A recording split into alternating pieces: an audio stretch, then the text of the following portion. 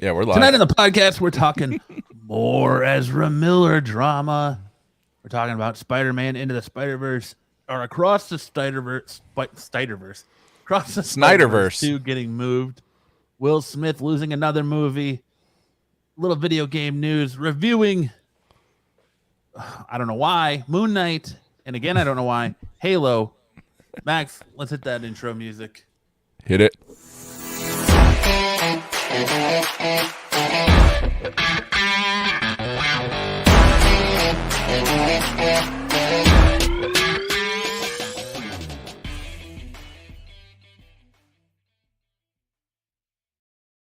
It is Friday night in Phoenix, and you're locked into the best damn podcast in all the land, the Absolute Geek Podcast. I'm Matt. I'm Lance. I'm Max. Hey, and one of these days I'll learn how to intro my show, 312 episodes later, and I still can't talk. Well, you got to understand, though, there's a little bit of a shock factor here seeing all three of us on the same screen. Yeah, it doesn't happen often. So you were caught off a little bit off your game. So, I mean, it's good to see Max back from his manscaping accident a few weeks ago. The hair's growing back. The merkin looks good, buddy.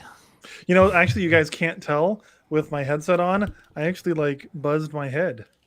Ooh. Oh yeah, is that what you call that?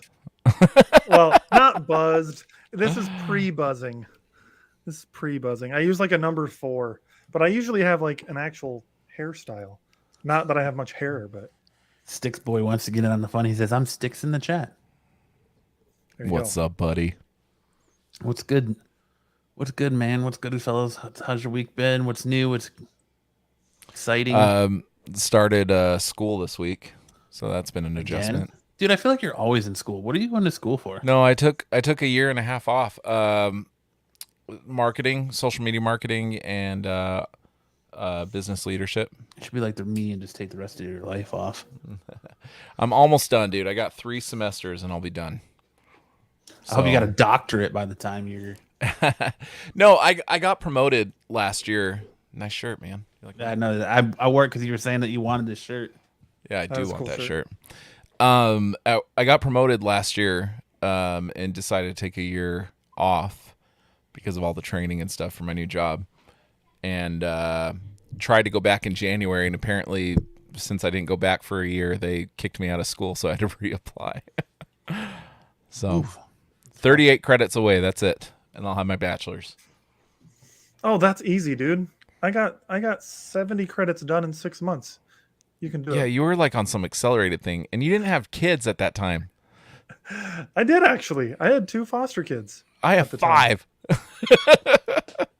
But I quit my job. I was in an accelerated program. That's right. You weren't working. I remember that. And because it was foster care, daycare was paid for. So I would send the kids to daycare, and I just did schoolwork all day. It's not Max's fault. You don't know to pull out. Don't blame him for you. Yeah, man. Yeah, and then Anna got a job. She started training this week. She's working with autistic children. That's awesome. Yeah. Yo, Patrick. Anna, their foster kids. By the way, she really wants to hang out with Aaron again. Everybody wants to hang out with Aaron. That's true. She likes her a lot. It's true. Kelsey likes Aaron too. Yeah, my week has been pretty much me just sitting in front of this computer screen, watching video after video after video after video in order to learn information so I can get my SIE and my Series 6 and my Series 63 for my new job. So SIE. Financial industry stuff, but SIE Barry. It's really, really boring. Some of it's boring. Okay, you know what I actually said this week? Maybe I said it last week. I was talking to a coworker and I said, bonds are really boring. I didn't enjoy learning about bonds, but then you get into equity options, and that's the sexy side of investing. That's literally something I said. Both of those things sound extremely boring. They are, but equity options is much more interesting than bonds. I'm so tired of learning about bonds, but hey, we can learn about puts and calls. That's way more interesting. I thought you were about to say something else. No. Oh man. My week's been interesting. I've just been getting in bar fights. And you Really? Your Oculus? Getting in bar fights, yeah. It's awesome, Jumping into dude. the metaverse, fighting people in bars, beating dudes with other dudes. You know. Like you beating Depends. dudes, like you literally can pick up other NPCs and hit each other. Yeah. That's awesome. I was I need fighting to a get dude in this the game. alley, and I knocked out a little Asian dude, and I picked him up and beat another dude with him, and then threw his body in a manhole. Okay, what is this game called again? It's called bar fights. Bar fights. I need to get this because I got my Oculus in order to work out, and that just sounds like a great because that's got to be a good workout. Like you have to be swinging your fists and stuff to do it. So that sounds like a fun way to get some. Yeah, some I've workouts been. in. I do that, and then Thrill of the Fight. It's a boxing game where you actually like have boxing matches. That was Yeah, fun too. Thrill of the Fight's pretty fun. Well, that's a good workout. And then Beat But Saber. I've been watching bar fight videos online. I was This like, is you a know what? workout too. Yeah. Oh God. Yeah. I was like, I'm gonna download this game. It was like $15, and I was like doing it, and I didn't even realize how long I was on it for. Last night I got out, and I was like drenched in sweat, and I was like, oh, I feel a little nauseous from all this. But it took my eyes a minute to readjust after being in the headset. So See, what's funny is I get really like seasick when I play. That would be a first-person shooter where you don't see the guy in front of you, right? yes, where you only see Where you only see the gun. Yeah. I get motion sickness every time, but I played the Oculus for like 2 hours, and I was fine. But I can't play first-person shooters for like more than 20 minutes. Well, and dude, you got a Series X recently. That's new for you too. Oh yeah, I did. How you been Oh, liking you finally that, found one? I probably played it for a grand total of 15 minutes. bro? Dude, I've been found busy, one. dude. I haven't. Yeah, I got one. They have one at Target. In fact, they almost didn't get it to me because I did that. What do they call that? Xbox All Access. Where you only pay you pay monthly for it instead of buying it right out? Or Yeah, outright? so there's this big yellow sticker because you get free live and free Game Pass Yeah. and Yeah, you stuff. get Game Pass Ultimate for 2 years, So you end up saving like what is it over the span of 2 years, like $30 max. something like that. It's actually a better deal over Yeah. the 2 years. So so I got that. It had this big yellow sticker over it that says Xbox All Access only, and Target almost didn't give it to me, even though I ordered it online, pre-ordered it, and went to go pick it up, and they almost said, no, I don't think we can sell this. So I got in an argument with them. Like I pre-ordered it. I'm glad you got Selling it. it to me. Well, because you were telling me how cool you think Game Pass is, and I'm like, I'm glad you finally get it, dude. It's a it's cool. service. It's cool, but not as many games as I feel like you hyped it up for. Dude, well, I think the fact that you're getting brand new games day one that you don't have to pay for is an amazing feature. Yeah, Yeah, that's and, what I like and maybe about it just might be that since I've gotten it, like the newest thing on there is Halo, I think. Well, no, they just Yeah, came that's out the with MLB last- The Show 2022 that's on there for free. That's true. Guardians on of the there. Galaxy's on there for free if you want to play through that again. See, Oh, and that's that's what right. pisses me off because I fucking already bought it for PS5. I wish I never bought it. Yeah, as far as like Xbox Day One releases, I do think you're right. Well, the MLB The Show is the latest, but if you're not into like baseball sims, then yeah, I think Halo is the last game that came out. Microsoft hasn't released anything really this year. Yeah, like I- most of the Microsoft only games are Game Pass day ones. You don't even have to Yeah. pay for them. Yeah. And that's like the main reason I use it. Like I do go on there and I play other games. I haven't really been gaming too much lately, but although Like, I have if you been playing Kingdom Hearts 3.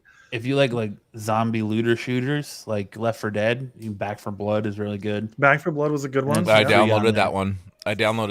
That one's Played Battletoads for a while. There you go. That's a fun one. So you got Battletoads on there. The Yeah. racing games, dude, those are fun. The Forza games. I guess I played it more Gears. than 15 minutes because I played a little bit of Forza, played a little bit of Battletoads, a little bit of Halo. My Elder kids Scrolls have been in getting- space. My kids have been getting more out of it than I have because there's like Power Rangers on there and So the Sonic games and stuff. Here's everything I currently have downloaded on my PC for Game Pass. And this, there's so much more than this, but Dragon Age 11, Forza Horizon 5, Gears 5, Gears of War, the original, like remastered, Halo Infinite, Halo Master Chief Collection, Just Cause 4, Ori and the Will of the Wisp, Pillars of Eternity, Psychonauts 2, Wolfenstein Youngblood. Like, that's like what, 10, 11 games that I have downloaded that I want to play. Yeah, there's a lot of stuff on Game Life Pass. is Strange True Colors just came out recently on Game Pass. There's a lot on there. Like, it's not like you're going to get every, Assassin's Creed release day one, or like, every game. It's not like every game's going to come on there day one, but there's a lot. Most of last year's E3 announcements are all Game Pass day one. There's only a couple that weren't. And if it's a first party game, I'm pretty sure none of them aren't day one. So it might be most of them are, unless it's like a massive AAA title.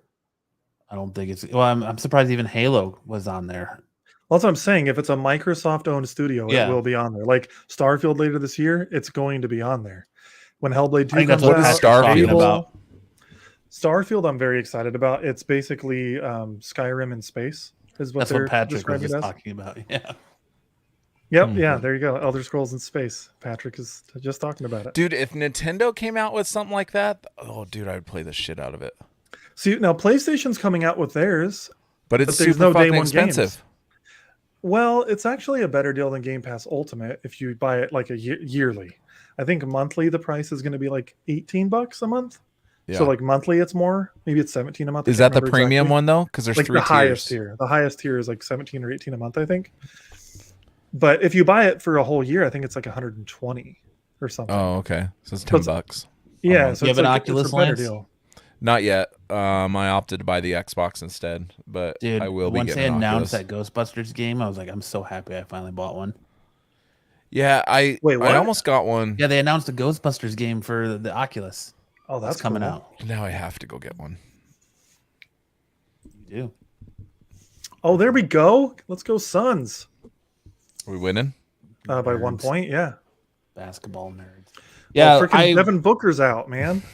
I decided to buy bar fights after a day of doing literally nothing but cleaning up shit. Literally cleaning up shit. Did the little girl have diarrhea or something? Well, that was the only part. So I woke up. I guess my dog. Little girl. Do you know his daughter's name? Yes. I know her name. I guess my dog had stomach issues, so he shit on the back patio. So like my back patio is enclosed. So we used to, when we would podcast live, it was a podcast studio. It was enclosed, so I had it all foamed off and stuff. And so he's got to go through my sliding glass door to my back patio that's enclosed, and then another door to go outside. Mm-hmm. So I was asleep, and he squeezed through the cat door. Like we have a little cat door. That's where we keep the cat boxes in there. We have a little cat door. He squeezed through the cat door, shit by the back door, and came back inside. Oh, and he woke when I got up to go to let him out in the morning. I almost stepped in it, and I was like, God damn it. So I had to get Aaron up. We had to pick it up. And then later that day, he's in my office with me as I'm working. And all of a sudden, I just hear, and I was like, oh, God. I'm sure that sounded great on the mic. But I turned around, and he had shit on my floor and went running through the house to go outside. And he's shitting as he's running through it. So I had to like scrub the floors. And then, yeah, Logan had 2 blowouts. So it was just a rough day. So I was like, you know what? I'm going to go and jump on the Oculus, get a little exercise, and just beat the shit out of people in bars. There's nothing more satisfying than when you pick up a cigarette and start burning people with it. Yeah, I just literally added it to my wish list on Oculus. It's like $17 right now, but I might have to pick that one up. It's worth it, dude. It's such a good stress reliever. Like, just like grabbing brass knuckles off a table and beating people with them, hitting people with guitars, beer cans, beer mugs, sounds burning them with hilarious. cigarettes, shooting them with pepper spray or tasers. Like it's was this in Johnny Depp's bed? Shane says, yeah. You can play online with people, and like, so I'm playing online, and all of a sudden this dude jumps in and he's like tasering some guy, and I'm like, I didn't even know you could do that. That's Hello awesome. from Australia. That's awesome. What's up, Australia? Good day. Good day. But that was my Thursday, honestly. So, but I'm just so happy. Sounds eventful, done, man. Me too, man, dude. Wednesday, I was like, why the fuck isn't it Friday? Right? Yeah, this week was long, and then I've got another long week next week, and the week after that, I'm going to be good day, mate. On a work trip like all week. I'm looking forward to my work trip. Where are you going? Baltimore. That's where our company headquarters are. So I'm going to go for trainings, and I get to meet some coworkers that I've like been talking to via chat or Zoom for 4 years now. So it'll be nice to meet some people that I've been talking to and never met. Guess what I got this week, Lance? What'd you get? A signed official movie poster of Clerks. That's fucking awesome. Signed by Kevin Smith and Jason Mewes. But I'm going How'd to you send get it that? off That's cool. online. I'm going to send it off to my buddy who lives in Virginia, who's going to go to GalaxyCon in Illinois. He's part of the Star Wars 501st or whatever it is. So I'm going to send it off to him where Jeff Anderson and where basically Randall and Dante are signing, and I'm going to get them to sign it too. That's awesome. That's really cool. Yep. So, well, what do you guys say? We're going to do a little geek news tonight, huh? Let's do it. Get this party started. Let's get it started. Oh, no little theme song. Geek news. Geek news. Fuck yeah. Geek news. Ezra Miller has done it again. This man just cannot guy. see. Well, sorry, I shouldn't call him a man. This person, them, proper pronouns, can't seem to not get arrested in Hawaii. Where people go to vacation, this person goes to get arrested. So, let's Ezra's got some issues. Yeah. He's got some really big issues. Dude, it's got to be like, I don't know. I don't want to say it's drugs, but like, what else could it be? Are you just like mad that your fame isn't that big that you got to go choking everybody out? Or dude just needs to relax, man. But DC's not going to do anything about it. Is anybody watching us on YouTube right now? There's an issue with the stream.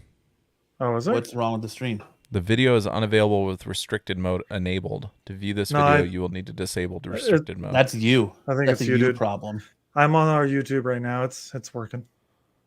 So that's a you problem. So look, Lance, if you look at the side of the comments on the side of a StreamYard. Oh yeah, I see the YouTube logo. Logos. Bing, the more you know. That's weird. Yeah, it worked when I switched to a different account. Yeah, we're getting comments. Everyone says it's working. 26-year-old victim with half-inch cut on her forehead.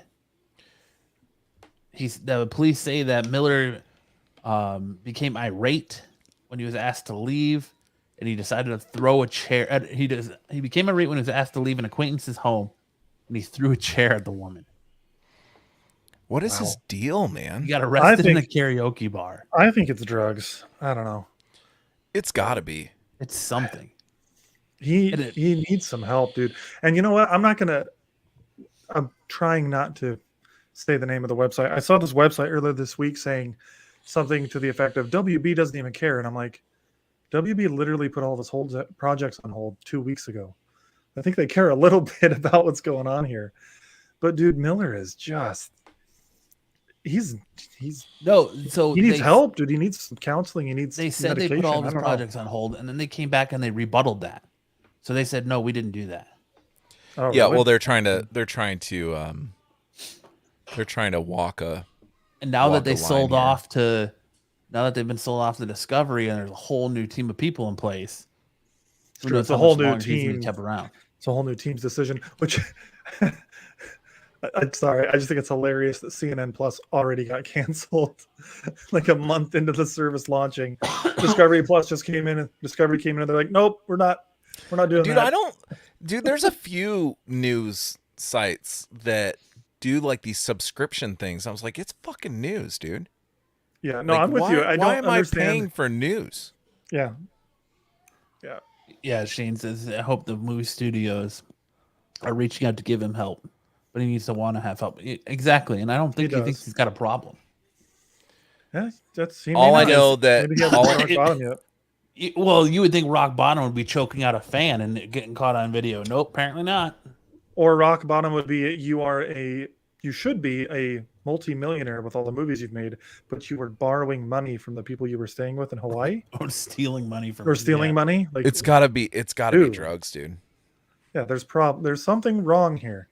Well, it could be mental. Like people mismanage their money, but millions of dollars is what you're making here. You should be okay. You should be all right, dude. Like, yeah. Well, I mean, he can afford to couch surf in Hawaii, so he's obviously doing something right. Yeah, there you go. When was this picture taken? I don't know. At his arrest? Oh, I was going to say, I wasn't sure if this was around the time of his arrest, because I would be pissed if I was Warner Brothers with him wearing that flash ring. Right?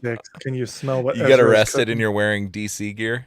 Patrick says at least Mike Tyson had a water bottle thrown out before he beat some ass. Dude, I saw that video. He was, that was nuts. Just unloading on that dude in an airplane. And I liked, my favorite tweet is from the dude who took his 2 pictures, like before and after. And it says, when you fuck around, and then after he was beat up, when you find out. Like, dude just got. Yeah, probably not a good idea to annoy a professional boxer, whether they're retired or not. Mike Tyson, I think it's in the wrong here. I'm just saying, probably shouldn't do that. Well, no, what I'm saying, out of any boxer, you don't want to fuck with Mike Tyson or Floyd Mayweather. Because even Mike Tyson at 80, I guarantee you, can kick some ass, dude. That guy had Mike hands like he's not even close to 80, but he'll bite your freaking ear off. I was just saying, dude, he had hands like a freight train, dude. I know. He would fuck you up. No, I know he's not 80. What I'm saying is that even when he is 80, I think he could still fuck you up. Yeah, I knew what you meant. Yeah, so I saw something a while back about somebody who said they got punched by Mike Tyson once in like a sparring match, and they were like, never again, man. Like, I guess he could just hit so hard. Oh, well, yeah, I mean, dude. he busted the dude open a little bit, but the dude didn't look like he didn't look that bad. Tyson was hitting on him very hard. How much you want to bet that Mike Tyson held a little bit back? Yeah, for this exact reason that he's sure. a celebrity. I'm like, sure. You really piss off Mike Tyson, you're getting fucked up, dude. But there's video of the dude harassing him like all on this flight, and so nobody's giving him shit for beating the shit out of some dude. But see, that's the thing is I didn't see the whole video. Pretty much all I saw was Mike Tyson like standing over the guy on the plane, just poof, poof, oh yeah. just So the dude's like sitting behind Tyson, and he's like harassing him and talking shit to him the entire time, and then he hits him with a water bottle, and finally Tyson just turns around and starts unloading on the dude. But that man could register his fists as lethal weapons. I think it was more of a stop fucking with me than it was a I'm gonna beat the living shit out of you. Yeah. Meanwhile, in Ezra Town, he's just going nuts and dude, just violent and hurting people. Is he out of prison or jail yet? Oh yeah. So I guess he had to appeal. He had to appear in Hilo court via Zoom, where he pleaded no contest to the first time he was arrested, where he stole all the people's belongings and passports. And then I guess he was released on bond. I don't even know if he was released on bond, but he was released from this incident as well. So I don't think he's not sitting in jail. Hmm. Which reminds me, did you guys hear about the Boys actor who got put in jail too? The guy who plays Homelander, like assaulted a guy or got in a bar fight or something. Yeah. Like his seems like it's just a one-time isolated incident, bad decision making in that incident. Probably drunk at the time it happened, but that just reminds me, all these actors getting in altercations lately. Well, and you gotta think too. Like if it was me and some dude right at a bar and the same situation happened, the odds are maybe I wouldn't go to jail, but because this guy has a big name, people see dollar signs. Dude, if you hit a woman with a chair, that's assault, brother. No. I'm talking about Homelander. Oh, okay. I was like, No, Ezra Miller. That's totally different. I'm not trying to excuse his actions at all. But what I was saying is Homelander. I don't think it was that big of a deal, but because he's a recognizable figure, people see dollar signs. Yeah. So he had to pay he appeared in court and had to pay a $500 fine for his actions at a Hilo karaoke club, where he allegedly ripped a microphone out of a woman's hand and lunged at a man playing darts at the Margaritaville karaoke bar.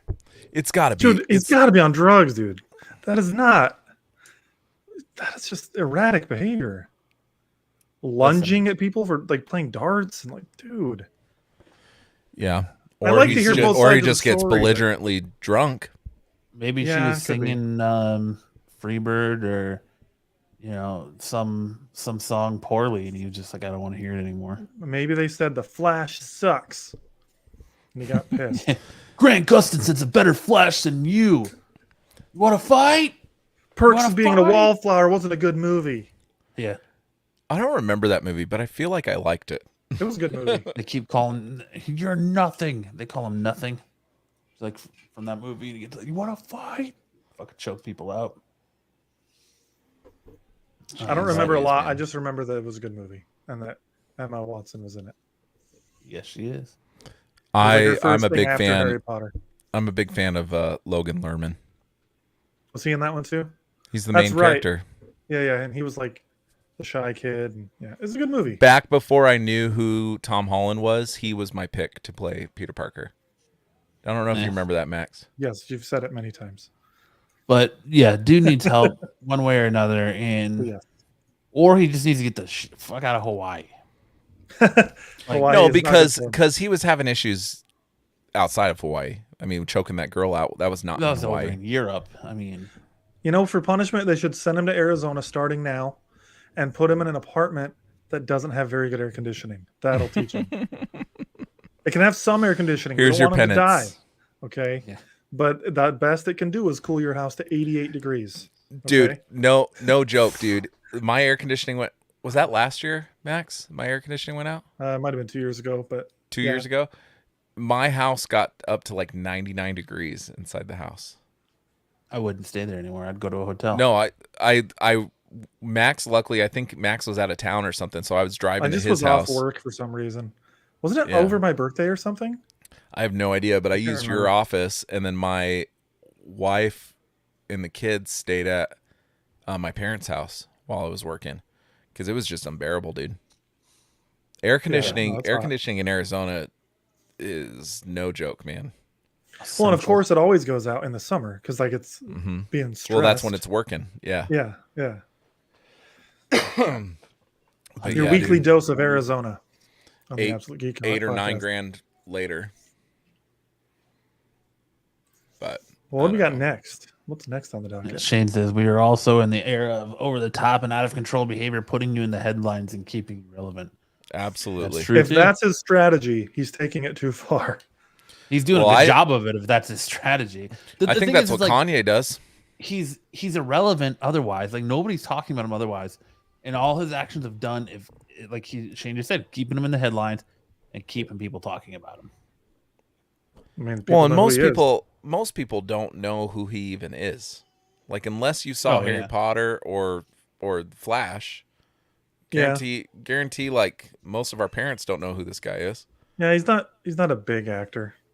I mean, he is, but he's not like Henry Cavill. All publicity is good publicity. Do you know I looked that up? He made not even like 25% of like what Robert Downey or any of these other guys make. Who? Last week on the show, we were arguing about whether or not Henry Cavill's A-list. I said I think he is, and he's like, no. Did we talk about that on this show? The Netflix contract? Yeah, we did last week. Was that last week? Yeah. Did you hear about that, Matt? That Henry Cavill supposedly can't do anything but Netflix for 2 years, 2 more years. No, I didn't hear that. Yeah. He can't. His likeness can't be featured in anything except in Netflix projects for 2 years. For 2 more years. I think he signed it a year or 2 ago. Yeah, he verified that on Twitter. He's like, yeah, it's an unfortunate... Dude, I said on this show, I was like, I would fire my agent. Your agent's supposed to look over those things. And they let that go, dude. Oh, I would fire him so quick. Yeah, Shane's saying because of The Witcher. I guess, I'm sure, because that was the first Netflix thing he did, which is the best Netflix thing he's done. Which, by the way, I don't see Netflix's reasoning for that, because you would think that by having him go out and do other projects, high profile projects, it would bring more attention to the project he's doing on your network. Maybe it's because they want to force him to only do movies on. Listen, Zach, the only slut I see here is you. No, I don't like it. I wish Netflix wouldn't have done that. I think that's a stupid. It's horrible. It's not a good thing to do to an actor. But, not to mention when they try to go get other big actors, and those actors know about this, they're less likely to want to take a project with you if you don't treat the talent correctly. That's guaranteed money, though. Like you're basically printing money by signing that contract. It guarantees you work Yeah, but you can get go that, sign but if Netflix, if you're a big actor, is what I'm you're saying. Superman, dude. Like you could get roles outside of Netflix. Yeah, he can go to HBO Max. He can go to Paramount. He can go anywhere he wants. They'll take him. I mean, Marvel was talking about him for a while, being what was it, Captain Britain or something like that. I don't think that there's that big a demand for Henry Cavill, because other than Superman, he's did a few off the wall movies before. Mission Impossible, he did. Yeah, who cares? But Mission none of Impossible those. 29. That's about on the same level as Fast and the Furious now. Yeah, nobody. That's what I was trying to tell Max. Max Henry has this. Cavill needs to be in Fast 11. Now that you say that, hopefully his contract's over. Now you got me thinking. Cavill's got to be in Fast 11, man. He's got to be in the finale. He's got to be part of the family. Do you want Cavill to be Cyclops? No. That's what Shane just said. I don't know about that. I mean, he's kind of got the look, but no. If it depends on what version of Cyclops. Like, if Cavill's really good at punching more of a badass Cyclops, yes. If it's the whiny bitch Cyclops, no. What about what about Cavill as Wolverine if they go the tall route? No. I mean, he does have the look if you go the tall route again, but I want the short Wolverine. Yeah, I agree, but I mean, it worked with Hugh Jackman. I think Captain Britain, man. Let Cavill do a role where he actually uses his British accent. Yeah. He's a buff guy. Be nice hand-to-hand combat kind of role. I loved him in Mission Impossible. He was super. The Man from U.N.C.L.E. is a badass movie. It's a good movie. But neither of those movies were world breakers, dude. That's why I was trying to argue with you. He's not an A-list actor. Yeah, I was trying to poke the bear, and it turned into a longer conversation. Danny DeVito for Wolverine. Shane, I like you. You get to stay. I like where your head's at. Dude, that'd be awesome, dude. Even if they weren't entertaining the idea of Danny DeVito as Wolverine, like do some like in Doctor Strange, just have him make just a small cameo as like an old man Wolverine who's like fat, and I would laugh my ass off. Well, no one can be seriously wanting Danny DeVito, but it is a very funny. I do. No, dude, that would be fantastic. No, Funny or Die should do it. I'd laugh my ass off. Is Funny or Die still a thing? Yeah. You ever watched It's Always Sunny in Philadelphia?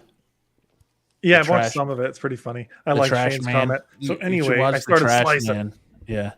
You should watch The Trash Man on YouTube, the clip of it. It's fantastic.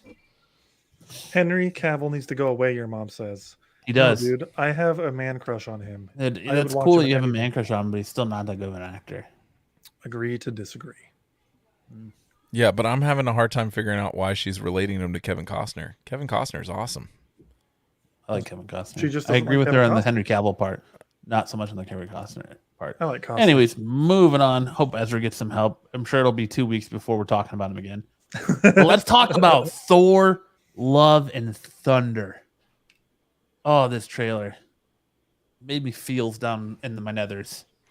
Dude, I loved it. It's giving off like his role in just the trailer is giving me like very much Star-Lord vibes from the video game. Like even down to the clothing. Dude, there's so many 80s references in this trailer. I love it, it's dude. Phenomenal. I love it. And I'm not trying to say he's Star-Lord. That's not what I'm trying to say at all. I'm just saying that they definitely are changing the character of Thor. Thor is way better than the first first 2 or 3 phases Thor. Yeah. Well, the best parts of those first 2 movies are the funny scenes, like when he throws the mug down, you know what I mean? Like those are the scenes that are actually memorable. I can't remember anything else except that he bleached his eyebrows. I think it's funny in this one that he clearly looks like he stole Star-Lord's jacket and ripped the sleeves off of it. Yeah. That's what I'm saying. It looks like, do you remember in the Guardians of the Galaxy game, the flashback scenes when you're the teenager? Yeah. That's what he looks like to me in this trailer. Well, and Shane says, looks like while traveling with them, he ends up using Star-Lord's clothing. You know what? That's probably what it is. That's probably the case.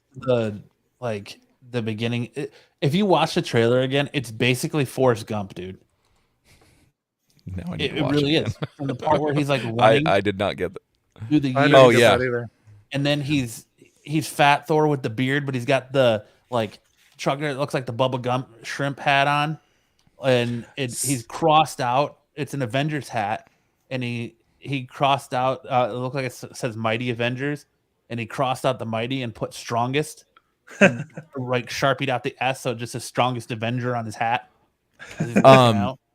I think that at the end when he saw Jane, he should have said Janie. That would have made it just perfect. Jenny, I love you, Jenny. I love you and Kyle both, man. Were like, Guns N' Roses is overrated. I thought that was the perfect. I hate Axl Rose's voice. Sounds like nails on a chalkboard. Guns N' Roses is great. I'm going to disagree with you there. Yeah, I thought the trailer was fine. I wasn't as hyped on it as you, though, Matt. Like, I did really like it, but I also don't have as much of like that back history knowledge of the comics, and I'm sure that you were seeing things that you're like, dude, I remember seeing that comic cover or whatever, and like there's probably a lot of things that were hitting for you. Well, the only one that was like real big is like that one where he's on the cliffside with Gorg and you see that like skeleton. Yeah, that's like ripped right from the comic book. Yeah, I saw the comparison, and it totally is. And I heard some concern about like, I guess the artists aren't getting paid like they should for that stuff or whatever, which is too bad. That's been an argument with comic book movies since they started. Who was it? Who was the guy that was just talking about what he was offered for? Oh, America Chavez said it was like $10,000. Dang. But I like that we get his goats in there, and I like you get to see the new Asgard and kind of how things have changed. And I laugh so hard at that part where he's talking to Star-Lord, and Star-Lord's looking at the other Guardians, and Thor's like sliding into his field of view. It's amazing meme material. Yeah, did you hear about that whole scene? Mm-mm. About how they're saying like Chris Pratt's a homophobe or something like that? And yes, I saw that. So there's one other thing I'm not sure. Did you put people are like complaining about that? Yeah, they're saying Chris Pratt's a homophobe in real life and we should cancel him and all this other stuff. And I don't think he is. But did you? He's just Christian, so they assume that he. They assume in the slide. Did you include that picture of the supposed deleted character? No. Okay, I'm gonna share my screen real quick. So are you talking about? Well, there is a scene in the trailer where Thor and Gorg are standing next to each other, and there's a lot of space on the other side of Thor where it looks like there is a third person standing there. I have it saved right here. So what people are saying is that somebody should be right here and that they deleted them, which Marvel has a history of doing, as we know from the Spider-Man trailer. Who do you think could be standing here? Do you think it's Doctor Strange? Do you think it's Kevin Costner? Doctor Strange. It's totally. No, I'm just trying to think of like what could they be holding out here that Loki maybe? Obviously it's something. No, well, it has to do with something that happens after Doctor Strange, something that opens that up and makes us, or maybe it's something that happened in this movie. Maybe I'm just being a little bit too conspiracy theory. Maybe it's Jane. Maybe it's Thor, like Jane Foster Thor or something, and they don't want to. You got me excited. I thought you said that somebody figured it out and snuck them in there. But I'm not look. I don't know who the rumors are saying it is. I haven't really seen any rumors. Like today was the first time I saw somebody say that it looks like there should be somebody standing there and they've been removed out. It does look like this shot is really weird if that's not the case. Yeah. And they've done it with Spider-Man. Look like there's an outline of somebody there that has been removed. Like it almost looks like it's all right here out. How it's like blurry. Yeah, how it looks like they use the patch tool. Yeah, this looks like the patch tool in Photoshop. Yeah. So I have a question: Is Gamora in this trailer? Because I've like tried to find her. Maybe that's who's standing here. Could be Gamora. That's something I've been thinking. I don't think Gamora's in this movie at all. You don't think so? Mm-hmm. Because when you see the Guardians, when they give you the full shot of the Guardians, she's not there. Mantis, it's Mantis, Drax, Groot, Rocket's there. You don't see. And she wasn't with them at the end of Endgame, right? She went off on her own. Yeah, after they reset. Well, at the end of everything on Endgame, they reset everything. So Right. what I think is that she got sent back. Yeah, she Oh, would I have been didn't. sent back. And I didn't get that vibe. Well, yeah, because at the end of Endgame, he's searching for her and on the ship, and they can't find her. So it leaves it open ended, but to me, like if you look at reason, Iron Man snapped his fingers. Everybody went back to their times or whatever, or they turned to So, dust. are you thinking that she's back in Guardians 3 because of multiverse stuff? Then, well, no, So it's she's not well. I 2014 don't know Gamora? because I know she is in Guardians 3 because Zoe Saldana has posted Instagram photos Yeah. of her dressed as Gamora. Oh yeah, she's 100% in the movie. I'm just trying to figure out if it's 2014 version of Gamora that like stayed back in the new or stayed in the new future, It might or be. if it's. I just or don't if it's know. a I just don't know how that multiverse would version. happen. Or, dude, I think Doctor Strange is actually going to reset a lot of stuff. So I wouldn't be surprised if like the Soul Stone and all that, like if all the stuff comes into fruition of like him looking at all the different variables and timelines in their fight with Thanos versus him doing something that changes that outcome and changes her dying or releases her from the Soul Stone or whatever. But Which, if that happens, then Black Widow's coming back. well, I already Well, I think think Black she already Widow's is. coming back because of What if, right? Yeah, what if? Yeah. I No, think so, too. but they're so those are different versions Right. of the same character. What I'm saying Loophole. is that Plot Gamora and armor. Black Widow, like the original versions, could come back. Okay, No. what I want to know is who the heck is Thor kissing on the boat? That's what I'm really. Yeah, I don't curious know about. who that is. And also, why does Zeus look terrible? I don't That's like Russell Crowe. Yeah, it's Russell Crowe as Zeus. That. Well, the I almost costume wondered looks maybe awful. that's Hercules standing next to him there, or if it's going to be like Jane Foster standing next to him there. You're not supposed to know her yet, but I don't know.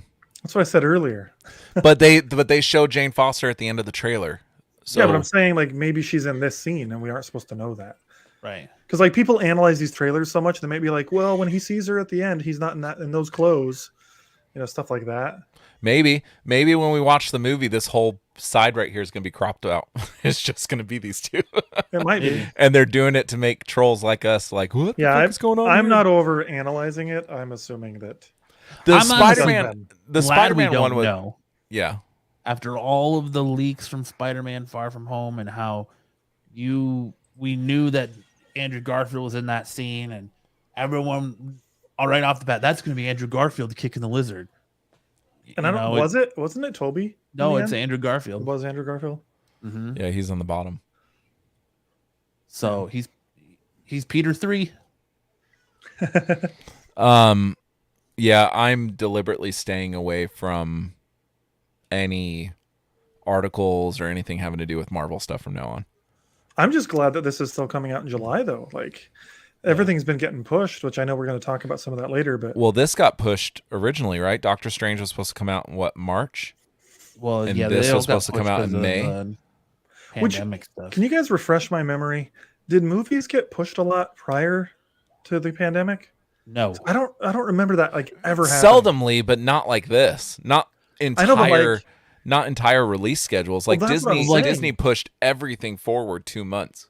Well, after Infinity War, Disney was in the business of pushing things forward. Like Endgame got pushed forward.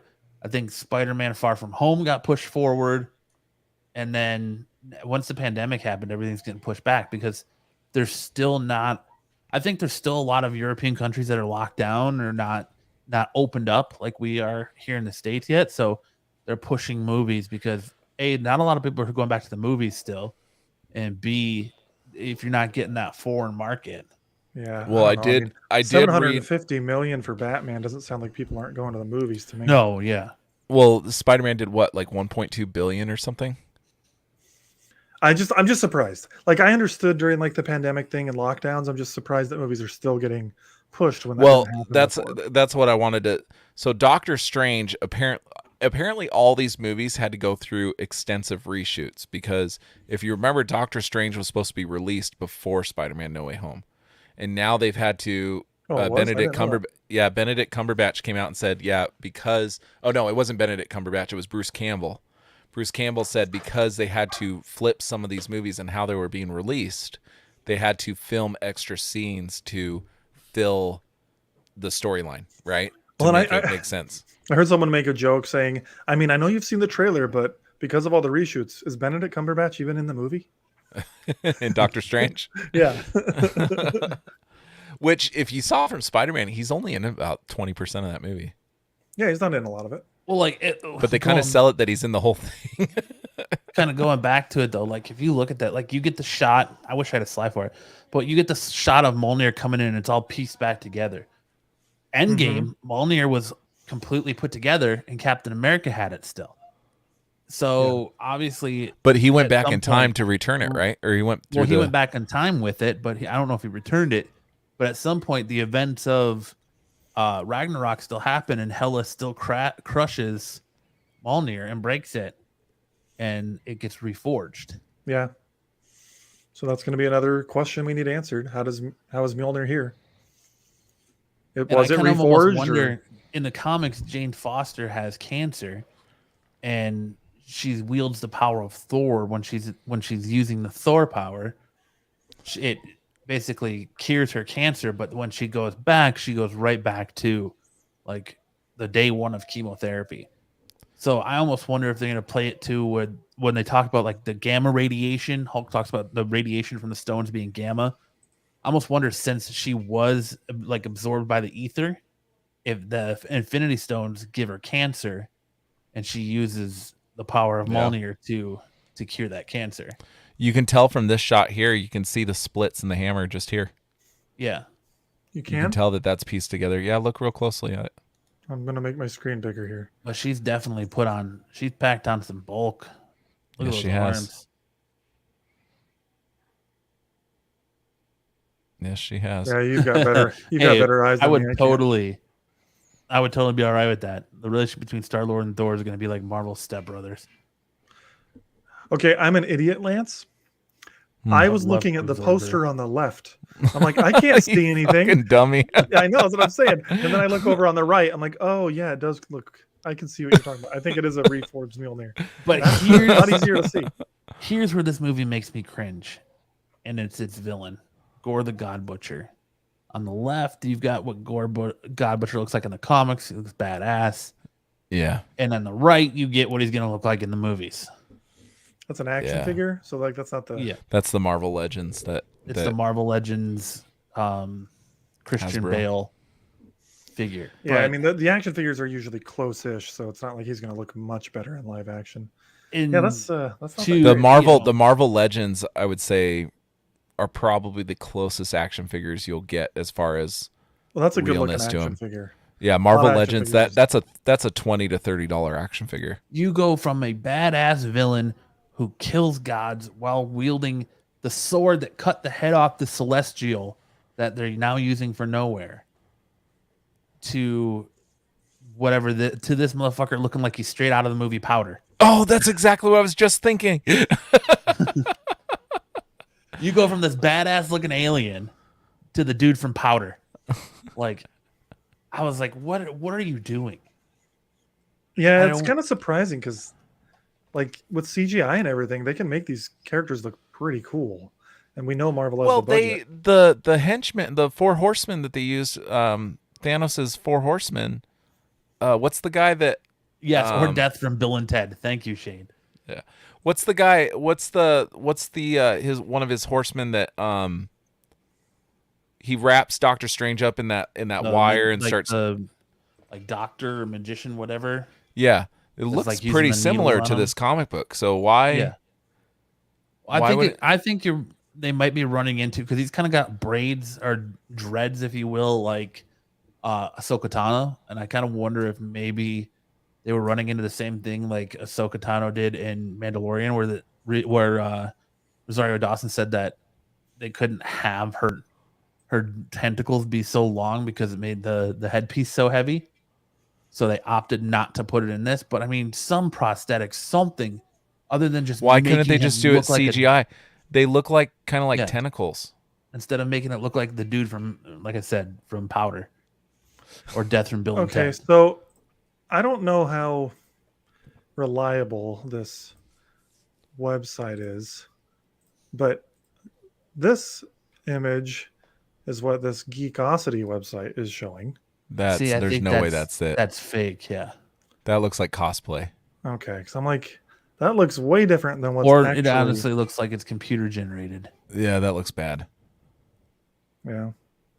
Well, this to me looks like pre-editing and stuff. Like I could see this being what Christian Bale looks like in the costume. If he looked like it, that, it that would looks be like legit. it looks like that looks like what do they call it? Like polyester. Jeez, Louise, so many freaking pop-ups. Yeah, I don't know. It's probably not an official... That looks like a figure. Yeah, it looks fake, but fair enough.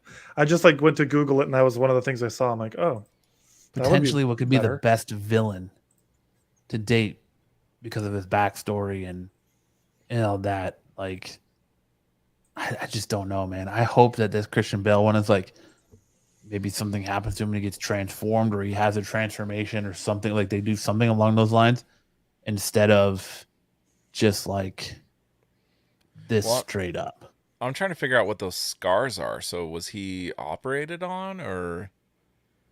No, yeah, I don't know what the scars on him are. Like I have no idea.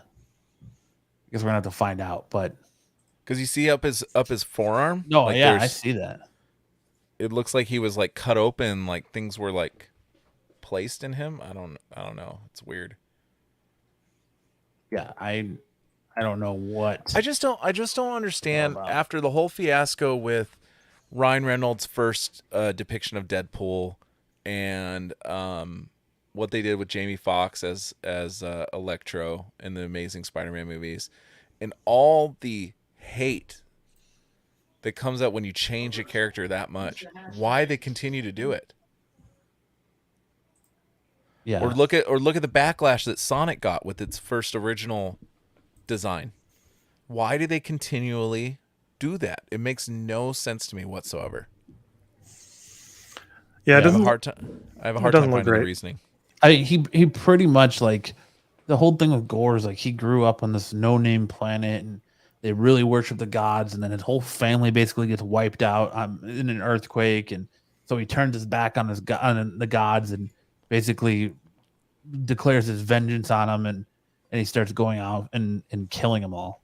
See, that's why I think that there may be a connection between Moonknight and this. That Moonknight is going to play into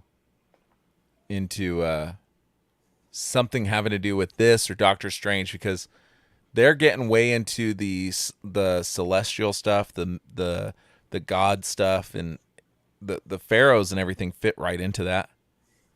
You know what I mean? Yeah, I mean, maybe there's a connection.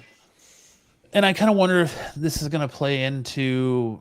It kind of makes me wonder with this storyline now, the significance of the end credit scene in Spider-Man No Way Home, because which one are we talking about? The Venom one?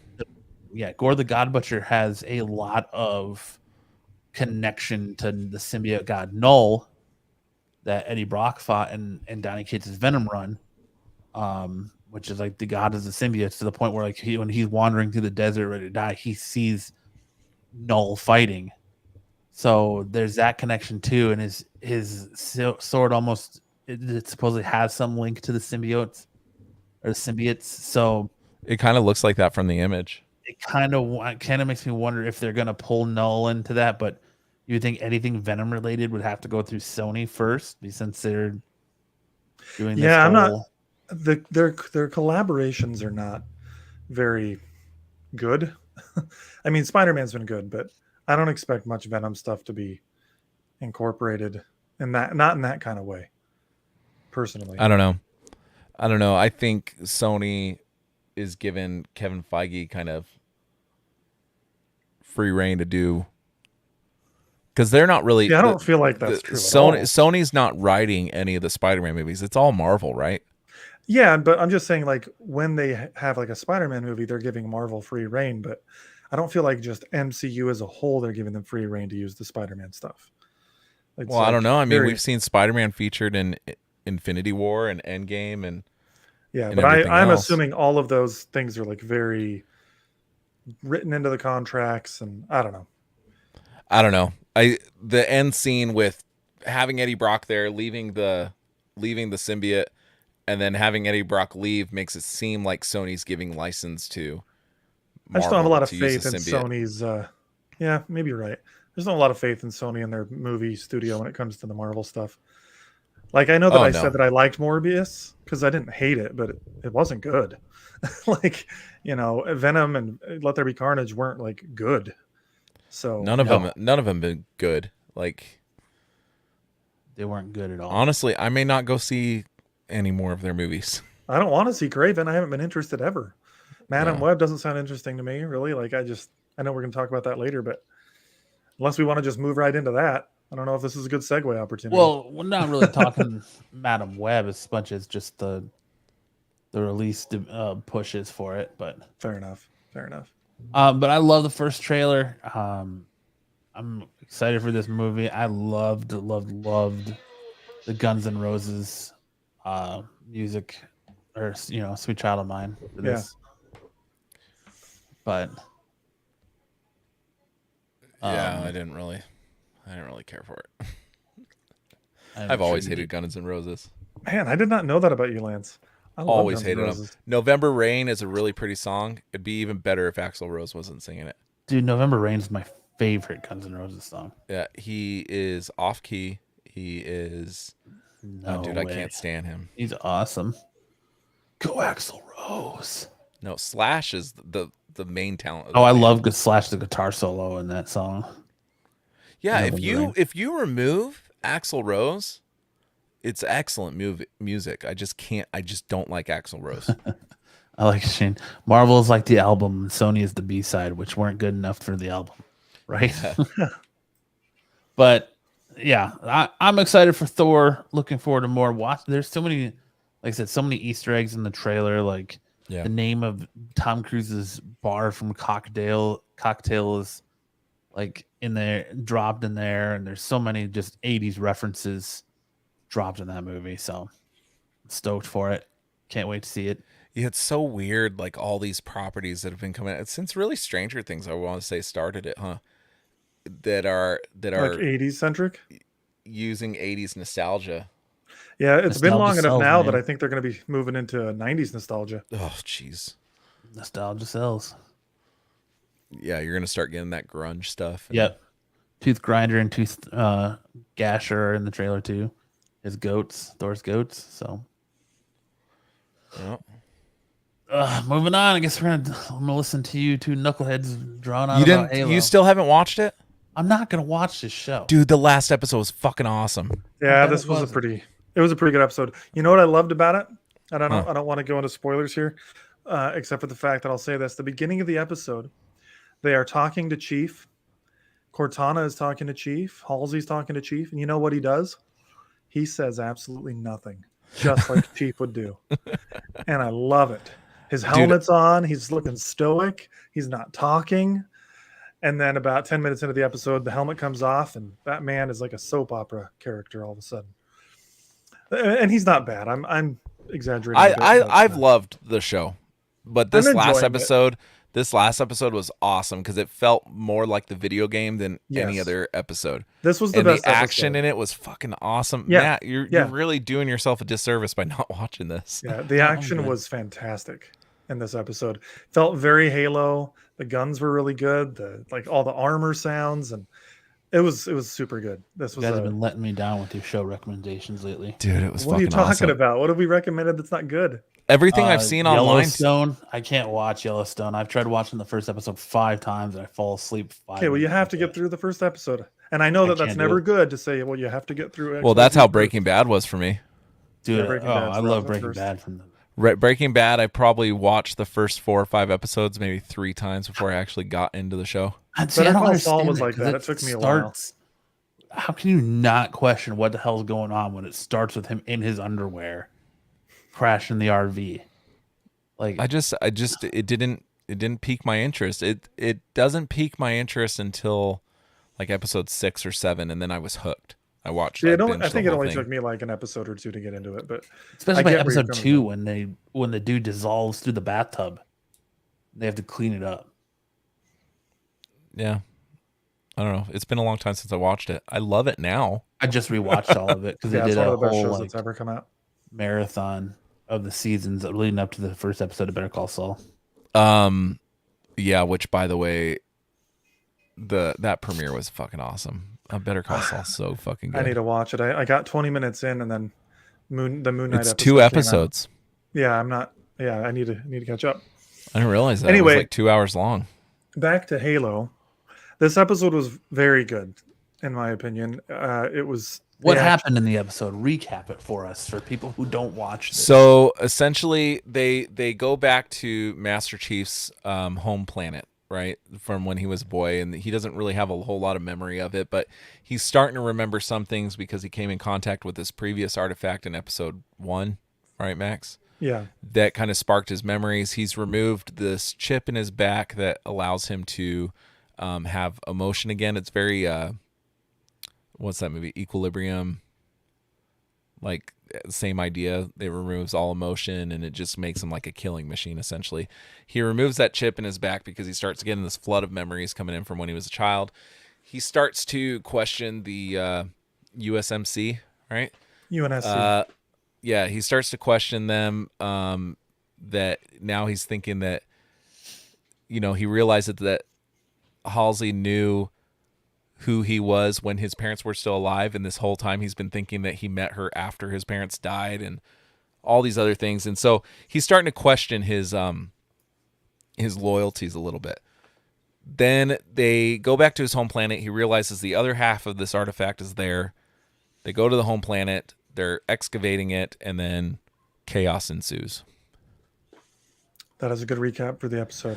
There's a lot. It's not the greatest show, Matt. I have not been very high on it, but this episode is pretty good. And you know what I love, Lance? You didn't mention Quan in there once. You want to know why? Her storyline sucks. You could fast forward through anything having to do with Madrigal. Oh, it's so boring. No, I like that with her and the ex-Spartan. No, it's boring. I love this show. I don't like her stuff, but I'm enjoying seeing Chief on screen. I'm very happy because before the show came out, they said Chief wasn't the main character. That has not been the case. He has been the main character by a long shot. Yeah, by a long shot, and it's a good time. But mostly, what I loved about this episode was the freaking last 15 minutes where there's the pretty Covenant big battle. comes in. Yeah, the Covenant comes in and he goes gangbusters, dude. He beats this dude. This he went Gears of War, that freaking elite. Yeah. So one of the Spartans that also removed the chip from her back is getting beat up by these aliens. Akai is her name, right? Yeah, I think so. And Master Chief sees it and just goes red eye, dude. Like he just goes on this killing spree of these aliens. Yeah, there were so many video game moments, like a grunt taking over a warthog, and then Chief getting in and kicking the freaking grunt out of the warthog and taking it back over, or when he jumps out of the freaking I think he was in a Pelican at the time, jumps out of the Pelican and like lands on a Banshee and like steers the Banshee into another Covenant drop ship. And oh, dude, my favorite part was awesome. when the transport ship is taking off with the artifact. And he looks up to the sky and starts shooting the ship, even though in the game that's not going to do anything.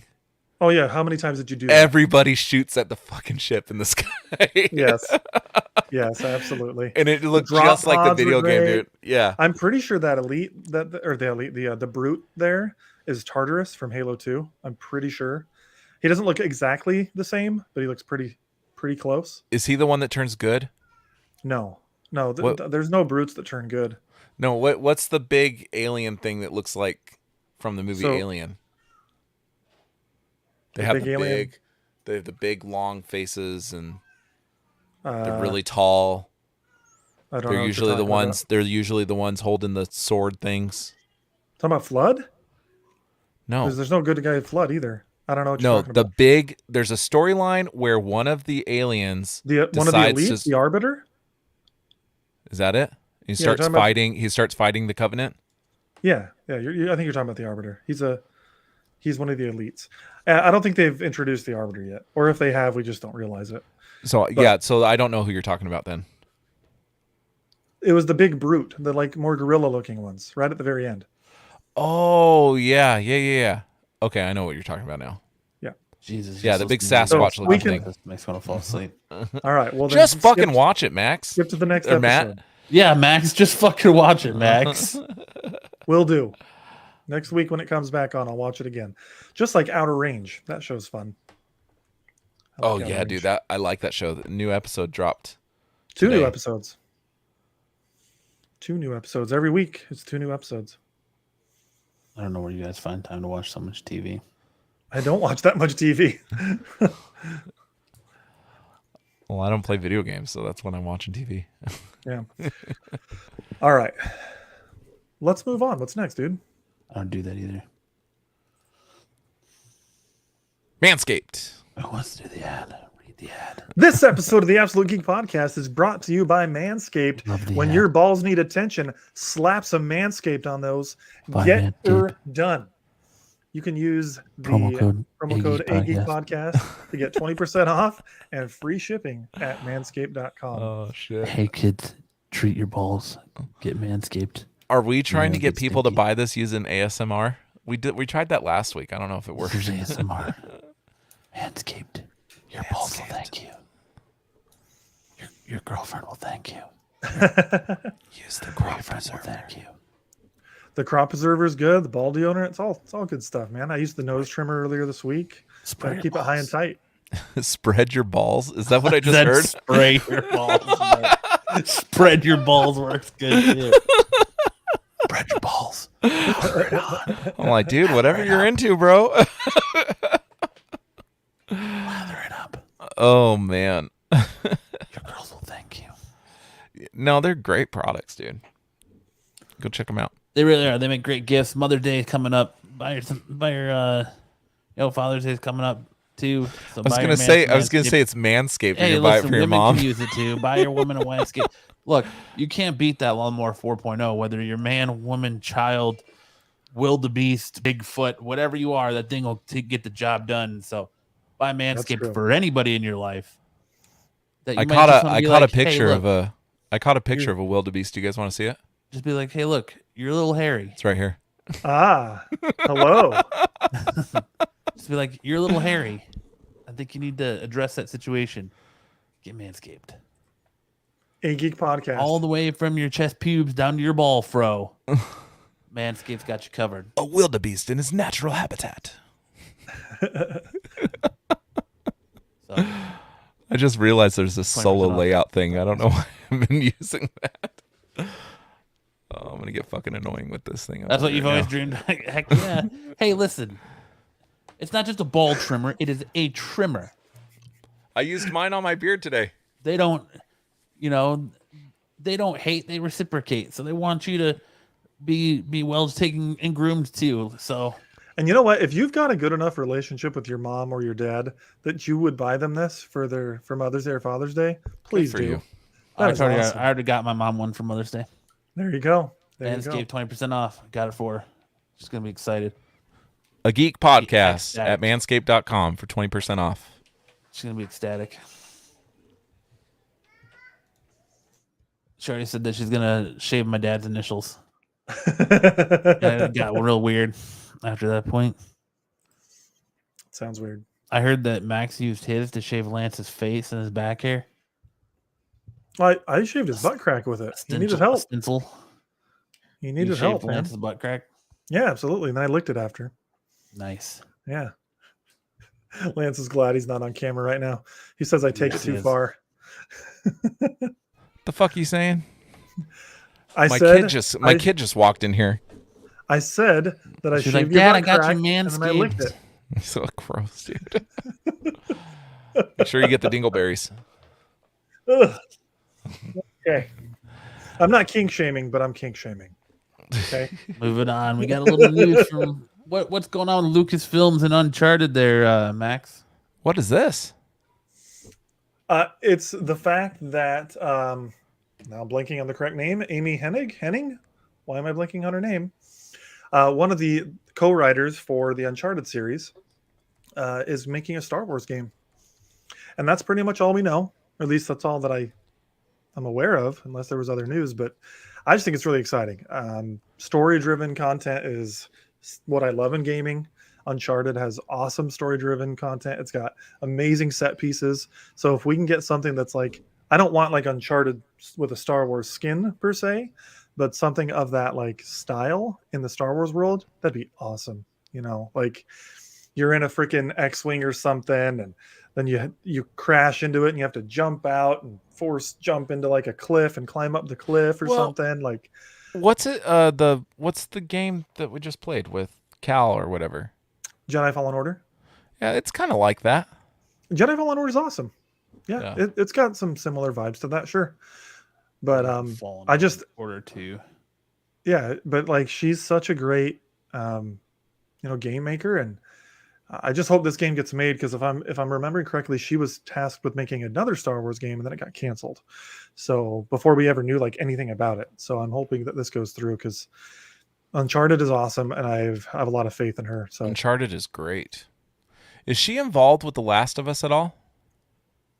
Amy Hennig is her name. I think she might have been involved with the first one, but I know she wasn't involved with the second one because she was already gone. I think she left during the development of Uncharted 4, so she probably was involved with The Last of Us, and I'm just blanking on that. So she's been gone for a while. Yeah, she's been gone for a while. What has she been doing in the interim? From outer space. I'm not 100% sure. Honestly, I don't know that she's like shipped anything since then. Because she was working on a Star Wars project that EA canceled. And I think she was working on that for several years. So maybe they're picking this up where that one... I mean, that'd be awesome. But I don't... Well, that'd be awesome in the sense that like they've already had some of the development done. But I'm not sure. So, what's next? That's exciting. Can't wait for more to come out about that. Need another good Star Wars game. Absolutely. Into the Spider-Man, Across the Spider-Verse Part 1 gets pushed. Kind of what we were talking about earlier. To next year. Yes, they delayed the movie until June 2nd, 2023, which pushes Part 2 to March 29th, 2024, which also for some reason has pushed Madam Web to July 7th, 2023. So originally when I saw the Madam Web thing, I thought, oh, it's because Morbius did so bad. They're probably doing like rewrites and stuff, right? And then I saw that they're pushing this, and I'm like, well, that has nothing to do with Morbius. Well, the thing with Madam Web, you're onto something, because the writers from Madam Web are the same people that penned the Morbius script. Oh, are they? Yes. Okay, so that could be part of it then. So I think that's why that movie's getting pushed, because Morbius was so critically hated that probably going to find a new writer, probably write a new script, and do a lot of rewrites on it before. If I was Sony, I would just say, hey, Marvel, take it over. We will co-produce with you like they've been doing Spider-Man. And just go from there, dude. Like, I'm so sick and tired of... And they changed their name of their universe again. Now it's Sony's Spider-Man universe. Yeah. Instead of Sony's universe of Marvel characters or something like that. It just... Yeah, what you're they suggesting, just need to quit, Lance, man. would be the dream. Can you just stop, Sony? Can you just give your Marvel crap back to Disney? Remember when we said, oh, man, dude, if only Marvel had use of Spider-Man, if only Marvel had use of X-Men, how great would that be? Those things happened. Yeah, we haven't seen anything with X-Men yet, though. I think the only way we can get this to happen, and the reason those things happen, well, first of all, Fox sold to Disney. But the reason the Spider-Man thing happened is because we voted with our money and nobody went and saw really amazing. Well, Amazing Spider-Man 2 was critically panned. It didn't do as well as the other four. I like it. I don't. But we voted with our money. We need to quit going to see these movies. And Sony will have to relinquish and give it up if we stop going to see these. I'm okay with them doing the animated stuff. Into the Spider-Verse was an amazing movie. That's one of the best Spider-Man movies that's ever been made, which is why I'm so bummed about this news, because I was really looking forward to this movie, and I'm surprised they're pushing it. Like, I have no idea why they would be doing so. So, hopefully it's for the best, but man, I'm bummed about this. I really was looking forward to October. I was looking forward to it a lot. It's a really Maybe they're good trying to movie. write Tom Holland in, since Tom Holland said he wants to be in it. Maybe, but then they'd have to animate that. I mean, I guess if it's just a cameo, they could really make it happen. I just kind of wonder if they're worried about superhero fatigue. Since there's that's not. I mean, look what Spider-Man did. Look what Batman did. Yeah, Doctor Strange is going to fucking break what the other internet. Superhero movies came out. You had Spider-Man came out. What other superhero movie came out before Spider-Man No Way Home? Shang-Chi. Eternals. Shang-Chi, but Eternals, was that last year? Or was that 2001 or was it 2000? No, Shang-Chi and Eternals came out last year. 2021 was Shang-Chi. Eternals was 2021. Okay. Black Widow was 2021. Yeah, it's summer. Yeah. Those three movies came out within like 6 months of each other, I think. Yeah. I don't know. I just think maybe with fucking Morbius, Batman, Doctor Strange, Thor.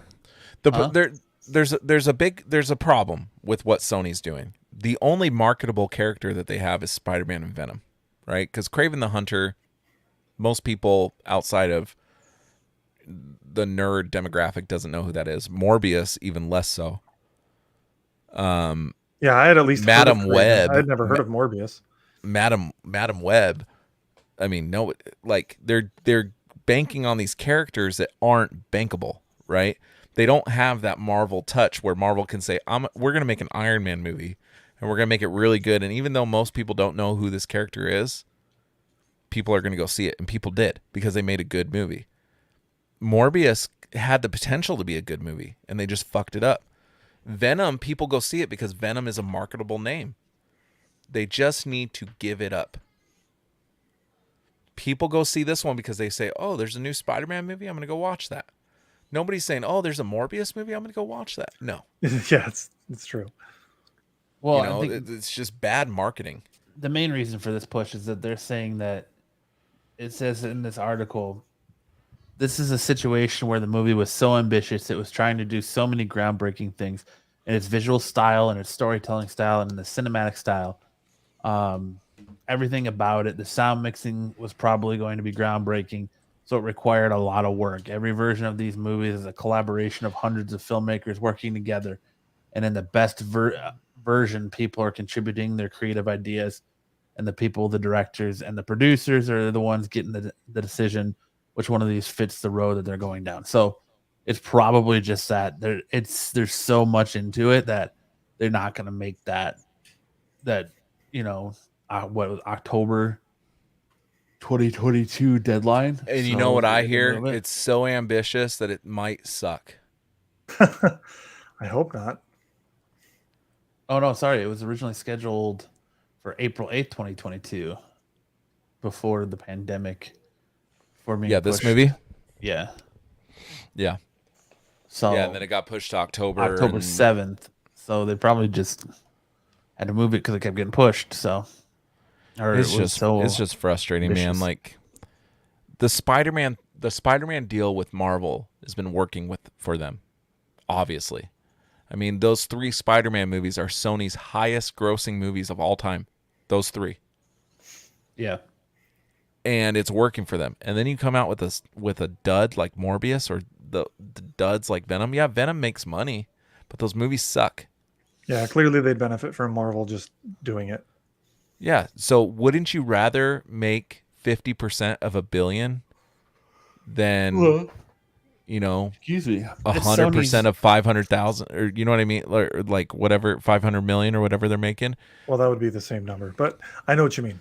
I get what you're saying. But that's what I'm saying. Like, I mean, they're Sony's big money makers, man. Like, that's the thing. Sony really only they're not making any more Bad Boys movies.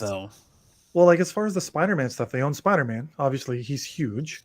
They made Uncharted. Venom's probably the next biggest in that Spider-Man world. Like the characters that they own are not bankable on their own, really, other than Spider-Man.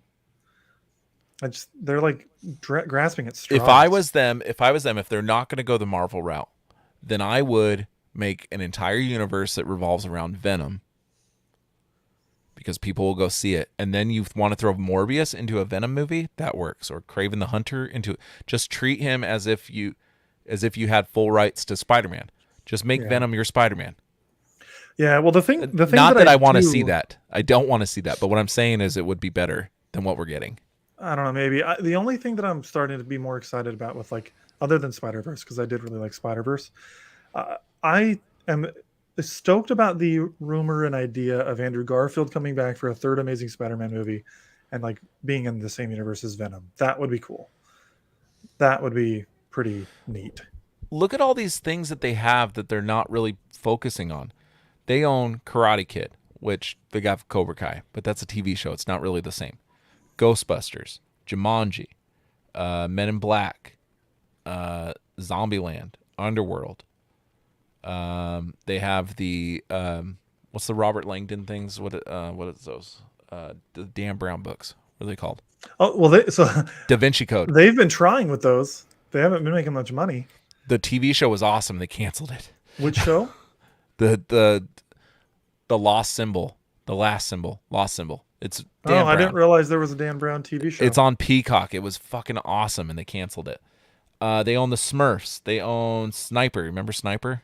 That what was that? Mark Wahlberg. Yeah, but most of these things they have been making movies recently of, not Underworld, but a lot of those like movies have come out within the last, Zombieland. like, It took 3 them years. 12 years to make a sequel. One sequel. Yeah. Ghostbusters. It took them 30. Well, they made the 2015 piece of shit that came out, but prior to that, the last one came out in 1991. Yeah, I know, but I mean, looking at current state Sony, Ghostbusters came out last year, and Zombieland came out. But what, they 3 haven't years ago? announced a sequel. That Ghostbusters movie was awesome. Yeah, it was. Where's the sequel announcement? I don't know. Well, Years I'm down asking. the road. I'm asking. You're asking. I the know. universe. I know you don't Years know. down the road. Trying to see what else they have. Fresh news. RoboCop. 247 That was said, a fucking dud. Hey guys, my friend is living in Hawaii, and she said she ran into Ezra Miller. They told her that they are making Beetlejuice goes Hawaiian. That's why he's living there. Well, he's acting like a monster, so I guess that makes sense. Beetlejuice goes Hawaiian. What? I really hope fuck that's is not. that piece. Of I know shit? a Beetlejuice sequel's coming out, but I really hope that's not it. I'm And sorry. That sounds like Ezra my uncle. Miller, My yeah. uncle works as a janitor at Marvel, and he said, "I don't know. I don't buy that." Sorry, hopefully, I'm not. I don't mean to be Beetlejuice insulting goes Fresh Hawaiian. News 247, but I don't know that I believe that. No, I'm not insulting Fresh News. Like I'm just saying, like if that's the case, that is the biggest piece of shit sounding movie I've ever heard of. Yeah, that doesn't sound. Beetlejuice. Did you know goes Sony Hawaiian. made Skyfall? Uh, James Bond? No, That's an what I'm M- reading it was right here. MGM. Maybe they helped like in the production. On or, November like, 18th, distribution? 2012, Sony Pictures announced it had passed 4 billion with the successive releases Skyfall, The Amazing Spider-Man, 21 Jump Street, Men in Black 3, Hotel Transylvania. Yeah, the first one is Skyfall. I don't know. Maybe Resident Evil, Underworld. I just don't know, man. Or Apple just needs to come in and buy them. Amazon was in the running, and then they ended up buying MGM. Lance is discovering movies already made. LOL. Moving on from Spider-Man and the terrible Sony universe to from Ezra Miller to Will Smith. The hits just keep on coming for these two boys. Netflix has canceled the Bright literally sequel. the hits No, keep but- coming. But here's the thing. Yeah, they canceled Bright too. Here's the thing. Will Smith, what he did was bad. What Ezra Miller has been doing is way worse. Ezra Miller still has projects coming out. He didn't do it on TV. Yeah, isn't that funny how Will Smith slaps a dude, I guess insults a dude on national television? Immediately apologizes in his acceptance and- speech, withdraws from the Academy, apologizes again, apologizes to Chris directly. Yeah, Has been we nothing but spoke- apologizing. and we I spoke think a it's lot about time- Will Smith and how like he made a mistake. But yeah, I think Ezra it's Miller is time. definitely doing worse stuff. And here's the thing too. Like, do we not give anybody the benefit of what we have known them to be, right? Have we ever known Will Smith to be this character that he created on the Oscars? Never before that. We've never heard of him beating people up or having outbursts or anything. It was a bad moment. We're all allowed to have a bad moment. And while I agree, it was a very bad moment, I think we could cut him a little bit of slack, dude. But he lives, like Zaggy just said, he lives the highest tier of life. And that's true. And he's going around parading himself as like this, like, purveyor of peace, this sultan of love. He even calls himself a vessel of love. I get it. He has this wholesome image. Dude, he's the rapper that doesn't swear. You know, I get he's it. had this wholesome image his entire career. And to see him assault a dude, he's obviously going through some shit, man. Like, he is. Came out and we all know that. And that his wife is screwing her son's, his son's friends, and and she goes and just eviscerates him on her podcast. Yeah, we know that this guy is going through some stuff, and we know round table, or whatever it's called. And red table talk. Or something. Well, it's like, we shouldn't be judging people on their worst moment. You know what I mean? It depends. If you murder somebody, everybody has judged the rest of your life. Okay. Listen to this. So he slapped somebody. Yes, it was awful. He shouldn't have done it, but it was an open-handed slap. It's not like he went up there and beat the living shit out of Chris Rock, right? Yeah, not like Mike Tyson, the airplane guy. Brad Pitt is married to Jennifer Aniston, has a very public affair with Angelina Jolie, and still getting movies. And that is, he's hurting people the same. Like, I don't understand that. Why that's okay to have an extramarital affair with two of Hollywood's biggest actresses. He's still getting projects. Fresh news is dropping some dirt. When it comes to Will Smith, let's just say Jada isn't the only one bringing other men to the bedroom. You know what? if that's his thing, I really don't care. No, I don't. Yeah, I don't care. Teach your own, man. But if that's his thing, like, dude's getting canceled for assaulting someone on TV. Yes, Ezra Miller can choke a woman, commit robbery, and hit another woman in the head with a chair. Break into a couple's hotel room, steal their passport. Not just robbery. Yeah. He broke into a couple's hotel room in the middle of the night. I think they said like 3 a.m. or something like that. No, he was staying at their house, and he broke into their bedroom. And he broke into their bedroom in the middle of the night, though. Right? So, in the middle of the night? Yeah, it was in the middle of the night. It's also said he believes her. From what she's saying, Michael Keaton had so much fun working on The Flash with him to get Tim to sign him on.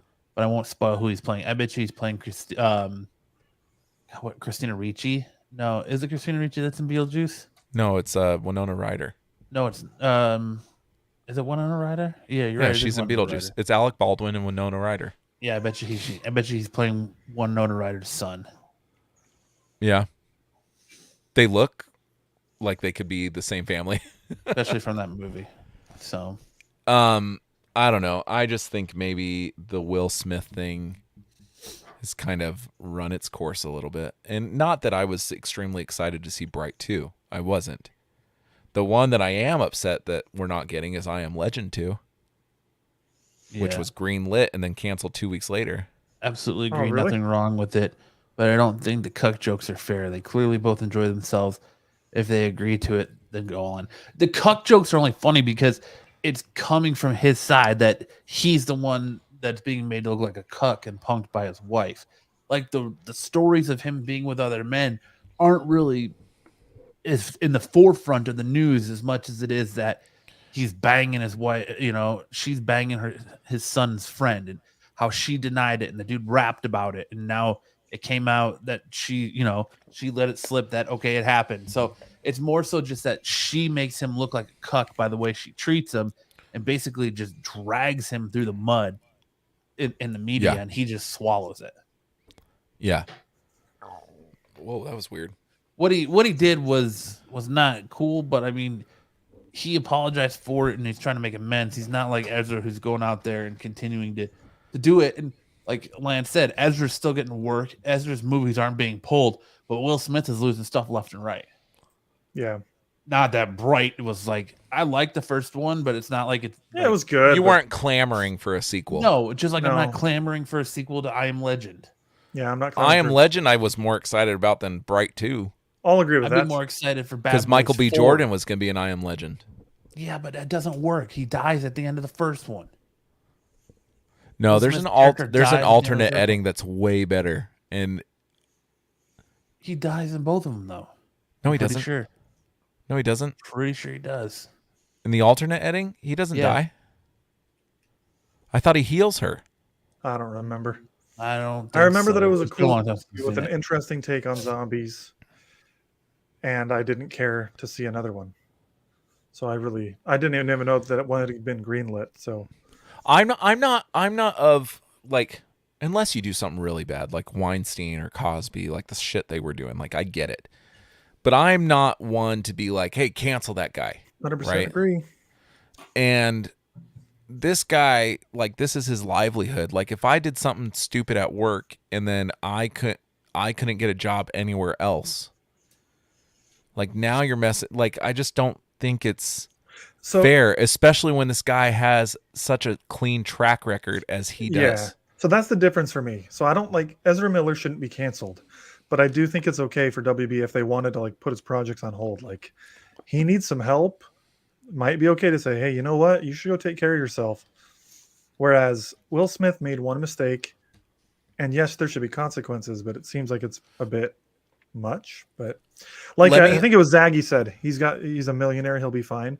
Yeah, he'll be fine, but still, like this is what he's passionate about and what he wants to do. It kind of sucks that he can't get work if that's what's happening here. Let me equate it to something, and obviously they're not on the same tier. But Keanu Reeves, right? Keanu Reeves is for the longest time been established as the nicest guy in Hollywood. Yes. Right? Yeah. He's charitable. He's very down to earth. Like that's just his persona that he gave up, that he's been creating since the day he started. Right? Yes. Now say he was the one to go up there and slap Chris Rock. After everything we know about him. That's what I'm saying. Don't I you agree with you. Like it's one mistake. I know Like- you agree with me. I'm Yeah. just speaking to the ethers. Yeah. Yeah. Fair enough. Fair enough. You Well, know, I don't know if you saw Aziz Ansari. He was Me Too'd and he was proven innocent. Chris, God, I can't think of his name now. Does Talking Dead. Hardwick was accused of heinous acts, and he was proved innocent. So now, and Johnny Depp, I don't know if you've been following Johnny Depp and Amber Heard are going to trial over things. Have you been watching it? No, Johnny Depp might win this. Well, and I've kind of always thought from the get go he would win this. but like that's the thing is his and Amber Heard situation. They're going to court for it, and she's still in Aquaman too. Aziz, okay, I want to talk about something Fresh News just said. Aziz Ansari lost his movie because of some allegations against Bill Murray. Right. That's where I was going with that. Not because of Aziz Ansari. Right. It was because of the allegations supposedly against Bill Murray that they've already said Aziz had nothing to do with. But my issue with I don't know what the allegations are against Bill Murray, but I know that he is a very eccentric guy. And sometimes that doesn't mesh well with other people. Here's where I was going with Google this. I go. I had not heard about this. Me Too. Not Me Too, but the whole idea of canceling people, Cancel culture. is the dumbest shit ever. And I think it has its moments. No, Me Too has its moments. Like I fully support the Me Too movement and people coming out and speaking out. But again, why are you doing it on social media? If it's that bad a thing, go to the police. Well, that's I the case support of the Me Too Cosby. movie. Wasn't I'm Cosby never going to call anybody a liar. Like I'll have my, personal opinions, but I'm not going to sit there and be like, you're a liar. You're lying. That's fine. But what is this cancel culture? I love Aziz Ansari. I couldn't disagree with you more, man. We're sitting here canceling people, taking their livelihoods away because of the court of public opinion. Yep. Yeah. Even if When he's a the fuck do we all multimillionaire. become lawyers and say, "Oh well, you did this bad thing. I don't have any proof, but because this one person So that's like wherever said it, fuck you, you're out of here. That's what half of the morning show season 2 was about. And it's like so true, dude. Like a celebrity does something controversial and now everyone's calling for them to be fired from everything. And I hate it. Again, you look at like a Cosby or a Weinstein, that's different. Like hold they on. sexually harassed people. Let me put a disclaimer on that. What Steve Carell's character did in the morning show. I'm not talking about Steve Carell's character. Who are you talking about? I was talking about like Jennifer Aniston's character. They tried to cancel her for just being associated with him. Oh, yeah. Okay. I was going to say what Steve Carell's character did was reprehensible. Well, yeah. So I'm just, I was just hoping we weren't giving him any like. No, I wasn't talking about his character. Weinstein deserves it. Cosby deserves it. Oh, there's a lot of people out there that deserve it. That that have owned up to it. But James Franco owned up to it. No one wants to work with him anymore.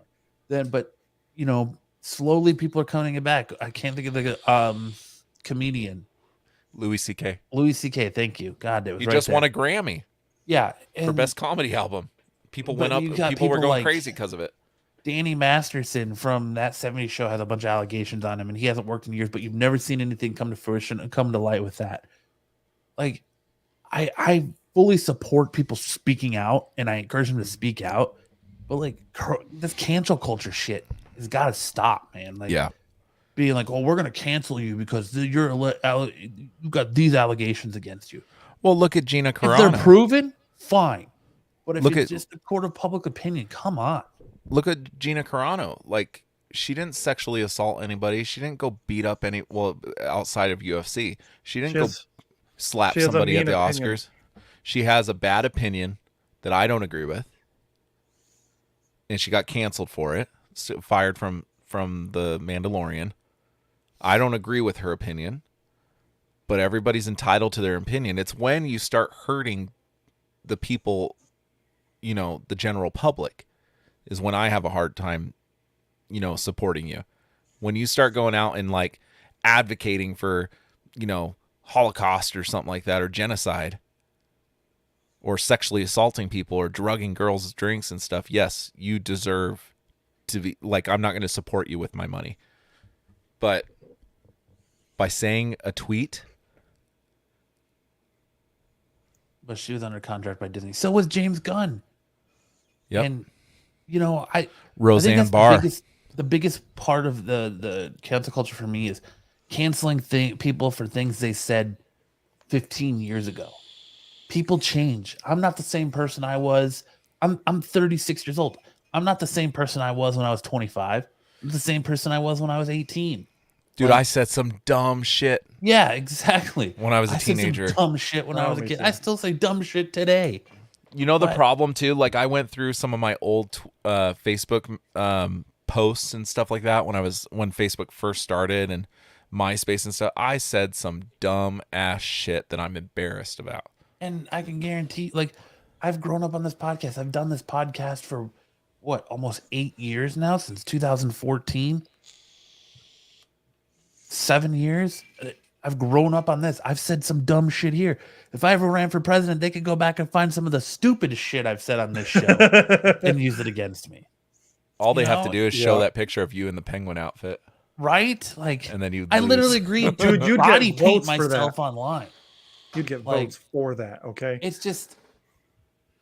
And the James Gunn thing was a different situation entirely too, because the conservatives went and dug up James Gunn's posts and used it as a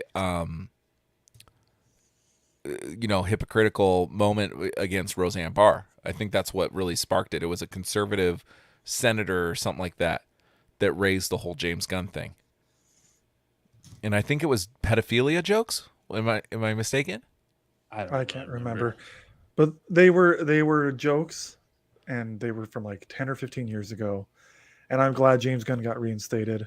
I don't agree with anyone being canceled for having an opinion. Like that's the thing with the world though today. Like the Gina Carano thing, some people would say her opinion is violence. I don't agree with that at all. Like I can't remember everything she said, but she's I don't agree with her opinion, but I also don't agree that it was violent. I don't agree with what she said, and I don't agree that it was promoting violence either.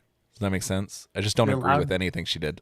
You're allowed to have opinions, and Yes, people make billions of dollars every day on voicing their opinions on TV or the internet, like we're doing right now.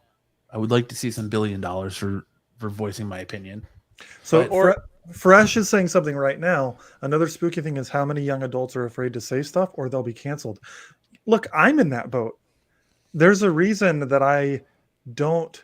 Well, there's multiple reasons I don't talk about politics too much on this show. One is that's not the kind of show this is, and two, if I have a controversial opinion and someone at my work hears it, could I get fired? I don't know.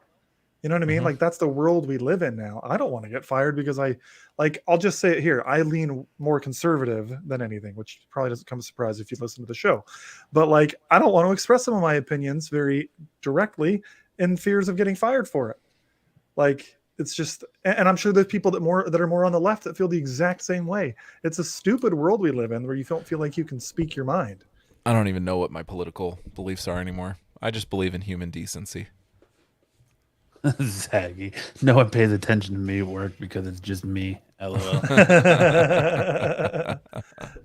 But I'm just saying, like, we started out making fun of Will Smith because, like, yeah, he had the easy target situation, and he's an easy target, and it was fresh, and it was captivating. And Chris Rock said it best: it's the biggest moment in history, history of the Oscars. But at some point, there's got to be some level playing ground here. Doesn't matter if your name is Will Smith or Ezra Miller. Why are we holding Will Smith to a higher standard than Ezra Miller? Agreed. And, it's just agree 100%. And like, I think the thing about Chris Hemsworth, or not Chris Hemsworth, but the Chris Pratt thing is what set me off about the cancer culture, because you're taking a scene from a movie was really where he's like basically talking about like when you're in a bad situation, thinks about the people you love and trying to look at his Guardians, and Thor keeps like moving into him. There's other things. There's other things. His fact that he's affiliated with the Hillsong Church, which has been known to say some dumbass shit. Because you're associated with a group, you agree with everything they say, right? Right. That's just it's a logical fallacy. I'm associated with the Absolute Geek Podcast, and I agree with probably 50% of what you guys say. No, you agree with everything. It's in your fucking contract, right? Everything that comes out of my mouth, you agree with. It's in your goddamn contract. When did I sign a contract? Yeah. Yes, sir, Matt. Yes, sir. That's right. Whatever you say, Matt. Fresh says a guy at my workplace was fired because he sent a customer a message, and they were talking about once the management found out he met her at work and they fired him. I found that ridiculous. Cancel culture. But he sent a customer like they're dating? Talking about, he said, yeah, a guy at my workplace was fired because he sent a customer a message, and they were talking about and they were talking, but once the management found out he met her, so see, that to me though, like when I read that, you thought a customer was hot, like, cool, dude. But when I read that, when they fire you for something like that, it almost seems to me like they were looking for a reason. Yeah. There may be some other things that we don't know about. He says they're married now. There you go. Yeah, I don't know. I'm not trying to speak like I know. I assumed Fresh News was a he. They said that Fresh News said that they're married now. I'm not assuming that I knew. I can be canceled right now. Damn it. I'm not saying that I know the situation, and this might be. I mean, there's exceptions to the rule, obviously, but when I hear stories like that, it makes me think, okay, were they just fishing for something to let you go?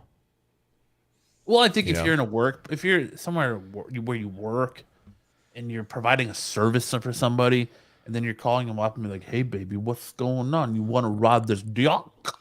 That's that. Can I see your tits? Who knows? Maybe this customer saw him and is like, "Hey, call me sometime." Yeah, it's probably one of those things where he was like, wrote on a receipt, "You're beautiful. Call me," and left his number or something. Like, I feel like our jobs and our employers, the way we represent ourselves at work and represent ourselves at home are completely different. Like, I'm completely different at work. I'm very quiet, don't say a lot, keep to myself at work, where here I'm more boisterous and will say whatever I want to say. But I'm a lot like this at work. I don't make inappropriate jokes as much. This comment cracked me up. I got fired from Culver's for an extra piece of cheese I put on my burger I bought. Yeah. So I don't like. It's fucked up. Why is it that our jobs have so much impact on our personal lives? Yeah. Like, I hear you. I don't know. I work in a professional what's the word? Professional environment. I work with the environment. Yes. Like, it's not saying that most jobs aren't professional. What I'm saying is it's very shirt and tie and very white collar, my industry, right? Professional industry is what I was trying to say. That I do have to think about the way that I act outside of work. But you shouldn't have to. Because when you're at work, you're not a CEO. You're not a face of the company. Like, you're a peon. But I am. I have a lot of people. I've never seen your face on a billboard anywhere. I know. Not of the company, but I'm one of 6 people that run or 7 people that run the state of Arizona. So like, I am seen in a leadership position. Does that make sense? Like, so I do have to be careful, because I'm going to call your boss and tell him that you admit to Max shaving your butthole on a podcast. That's different. That's different. Like, that's me joking around. What I'm saying, though, is I don't give out my personal political opinions or whatever, no matter what side of the aisle I'm on, just for the fact that I have to seem as impartial as possible. Because wait, Lance, the mayor of Arizona? No. With my company, I oversee my coworkers and I, there's 7 of us, I think. We run the state of Arizona for our company. Yeah, but no one's gonna. I don't know. It might just be my belief. The way I handle it is I don't talk about where I work on this podcast. I may talk about my feelings about things that happen at work or something that happens, but I don't talk about where I work. I don't mention where I work. Only people close to me know where I work. What's up, Moonknight? General Kenobi's here. General Kenobi. Watch, soon we're start getting some Russian stuff on here. From Moonknight. Should we talk about Moonknight? We can skip the Xbox story. What's the Xbox story? Well, I'll just do it really quick. Yeah, let's move to the next slide. So basically the story is PlayStation and Xbox are supposedly considering adding more ads into like free-to-play games. Now, headline, to me, that sounds terrible. So it's like for like, Apex Legends or Fortnite games like YouTube. It's like YouTube. Yeah, but YouTube putting ads in the middle of videos. Sure, but that's what the headline makes it sound like. Granted, this is still rumor, but like when you read deeper into the articles, what it sounds like is the idea is more for it to be unintrusive. So like you're playing Fortnite and there's a billboard on the map that you're playing, or a loading screen, or a loading screen or something. But like there's an ad for Pepsi or whatever, like in the game. So it's like not that intrusive. It's the same idea as like you're watching Man of Steel and they crash into an IHOP. Granted, the IHOP. Yeah, it's product placement. That one was. Yeah, I'm cool with that. As long as I'm not playing through a game and then it's like Pepsi, the next generation. Exactly. That's why I don't want mobile freaking pop-up ads in my like. We're exposed to product placement in every avenue of our life. I mean, anytime you see, Chuck did it for years. The TV show Chuck, they were constantly eating Subway and stuff because Subway was one of their main sponsors, right? Constantly eating Subway. Coke is like in most of the movies out there. Sony movies, they exclusively use Sony cell phones. Yeah. Right? Or Samsung, like Samsung for other, or Apple or whatever. It's constant product placement. Yes. If it wasn't product placement, they would be putting something over the label or using some non-generic thing. Like anytime you see a recognizable brand in a movie, TV show, magazine, whatever, it was paid for. Yeah, I love Moonknight, bro. Moonknight's killing it in the chat right now. I want to touch on something real quick back to what we were talking about. Fresh News said, not sure if any of you are WWE fans, but a wrestler was accused of spousal abuse But the WB fired him because the spousal abuse, but because he didn't tell them that the police had opened an investigation.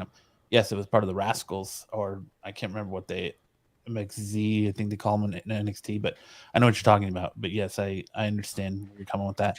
See, and that's I'm more okay with that. Like, there are policies at work and things like that. Like, why? It's your personal life, though, dude. Like, it's your personal life, but like, if I fart, I'm not gonna go tell my boss that I farted. You know, if I decide to Dutch oven my wife, I'm not gonna be like, go to work on Monday and be like, well, Dutch oven my wife on Friday night. You know, but like, I'm in the financial industry. If I was under investigation for like fraud and I don't tell my company that just doesn't look good.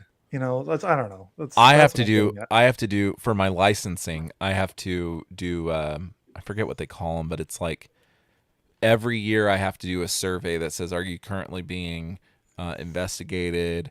Or I have to answer that. That's my company does it too. You go through background checks every year. But this is for my state licensing, so this is a state questionnaire with my insurance licensing that I have to answer. They have to turn these things over to the government. Moonlight's being great. Moonknight says, I'm doing good this evening. Just traveling around the world by night to fight off evil. Who would like to kill you for real? So I'm killing them for good. For Goyd, but then he corrected himself. They said, sorry about my errors on spelling. I've been traveling all over every 10 minutes. They said the last 10 minutes ago I was in New York City, and now I'm in Denver to make sure everyone is safe from evil. Because there's so much crime in Denver. Well, there's a lot of crime in Denver, but I'm just saying, I wonder what kind of evil's going on in Denver.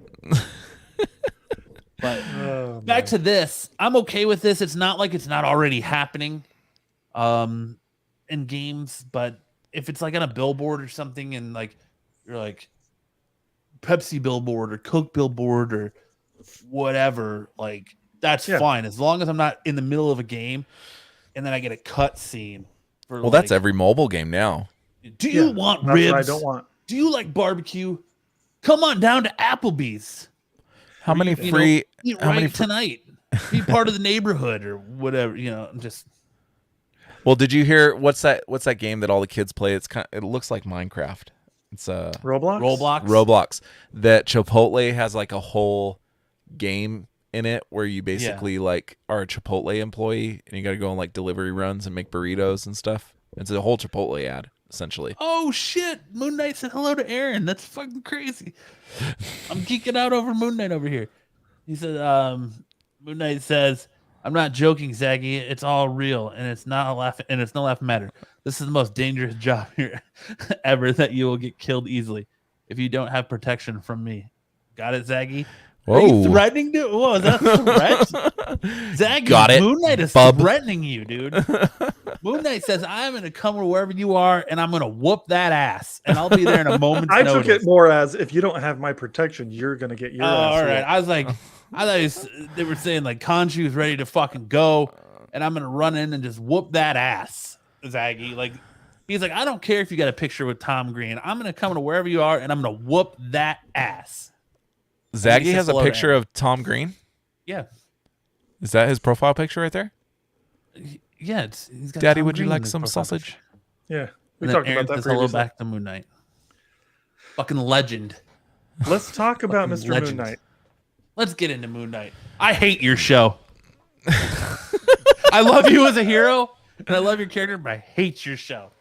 I was liking it until this last episode. I know Max liked it. I liked this episode a lot. Matt, maybe it's your turn to give the background over what's going on in Moonknight. I couldn't even tell you. It's like Tomb Raider meets The Mummy, and it's just like not good because there isn't pointy tits like Tomb Raider. Like, and there's no Brendan Fraser. There's no Brendan Fraser or Tom Cruise if you like the new one.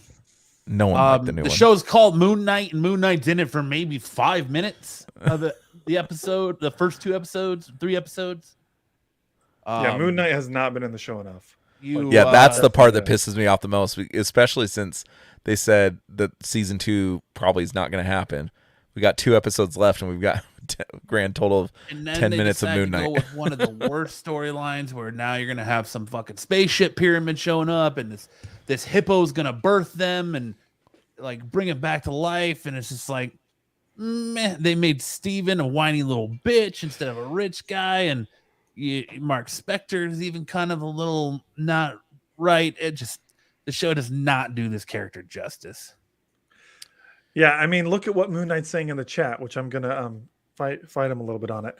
When I was in Egypt earlier, I was stabbed 10 times from those spears, but I fought those evil sand monsters, and boy, it was tough as hell. But I defeated them with ease. So that's a contradiction. Was it tough as hell, or did you defeat them with ease? I gotta know. Max, don't be a dick. or Moon Knight's gonna come get you. Moon Knight is saying hello to your mom. I enjoyed the episode. Moon Knight already called out Zaggy and said he's ready to throw down. So you're probably next, Max. I'd watch out. Which Moon and Knight now he actually has an image of what you look like. His name is Moon Knight, bro. It's not Mr. Knight. So we're talking like Captain the ruthlessness. America. I'm not worried. Yeah, Max, what did you like about this episode? I thought it was boring as fuck. It was boring. I thought it was one of the more exciting episodes. I don't understand why you thought it was boring. I mean, it was cool, like the treasure hunting and like finding the sarcophagus and the like of Alexander the Great and whatnot. I thought the humor was pretty good with Mark and Steven. What's his girlfriend wife's name? I really liked her portion. Layla. Layla. I liked her portion of the episode where she was, talking to Harrow and everything, and I don't know, it wasn't like the best episode ever, but there was some okay action. There was some cool, that monster that they were in that room with, but I especially liked near the end of the episode when all of a sudden it like went into, I don't know what's going on, but it seems like somehow Moon Knight's like stuck in his own mind or something. 50 minutes from now, Moon Knight's traveling to Seattle, make sure it's safe from evil. Dude, I got come bored. to Arizona. Come to Arizona. We got all kinds of evil here you can fight. I got bored just listening to you talk about the episode. Dude. I enjoyed it, and I loved the whole like psychological crap that was happening at the end there. That was cool. The end was cool. You didn't really touch a whole lot on that. The end was cool, like seeing the Moon Knight figure and the well, I don't know, the hippo thing just seemed to come out of nowhere. The part that I really wanted to see them investigate was that other sarcophagus that was in that room, like shaking, and they just kind of walked past it like, what the fuck? Like, this sarcophagus is shaking. You just pulled Mark out of one sarcophagus. Both of you have questions because you're both losing time. Yeah, and I you was have this wondering other about that sarcophagus. Like, why didn't you open it? I think they're going to. I think they're gonna run from the hippo and they're gonna open that other one. I think that's the third personality that we haven't met yet. Yeah, I think it's Jake Lockie or whatever. Yeah. The cab driver. But here's the thing. So all I've heard even before the first episode premiered was the fourth episode was supposed to be this bombshell. Was the hippo the bombshell? Yes, it was, because they're going with this shitty storyline and they're gonna fucking go in space with spaceship pyramids and all kinds of shit, and you're gonna see a hippo basically rebirth him. No. What does that mean? And the hippo sounds like a girl that you meet at the mall. Well, so that Egyptian god, you're gonna find out that they're not really gods at all, and they're Telewat, right? Yeah, you're gonna find out probably that they're not gods at all, and that they tricked everybody in ancient Egypt to thinking they were gods, and the whole thing is like she's like the god of like rebirth and like motherhood or something like fertility. That. So, like, yeah, fertility and rebirth, and they're gonna she's gonna rebirth Mark Spector and all that instead of now that he's dead, and it just like Ethan Hawke's villain was good in the first three episodes, and then this episode he just was like kind of there. Yeah, I still don't get so this Amrit's tomb was supposedly like so hard to find, and then Mark or Steven or whatever the fuck, whoever it was, finds like this back entrance to the tomb. Like, I'm like, well, that didn't seem too hard. Right. Like, you have Layla that's like crossing over like, this foot ledge or whatever, getting attacked by these zombie things, And then Mark's like, "Oh, I think I found another way through," and then ends up in the like. It just was so fucking far fetched, and so it just took me out of it. I'm like, okay, now a lot of this just seems to be for the sake of convenience. Like, I don't see where this fits into the tapestry that they're creating with the multiverse and all these other things. Like, to me, this feels very much like as pointless as the Eternals.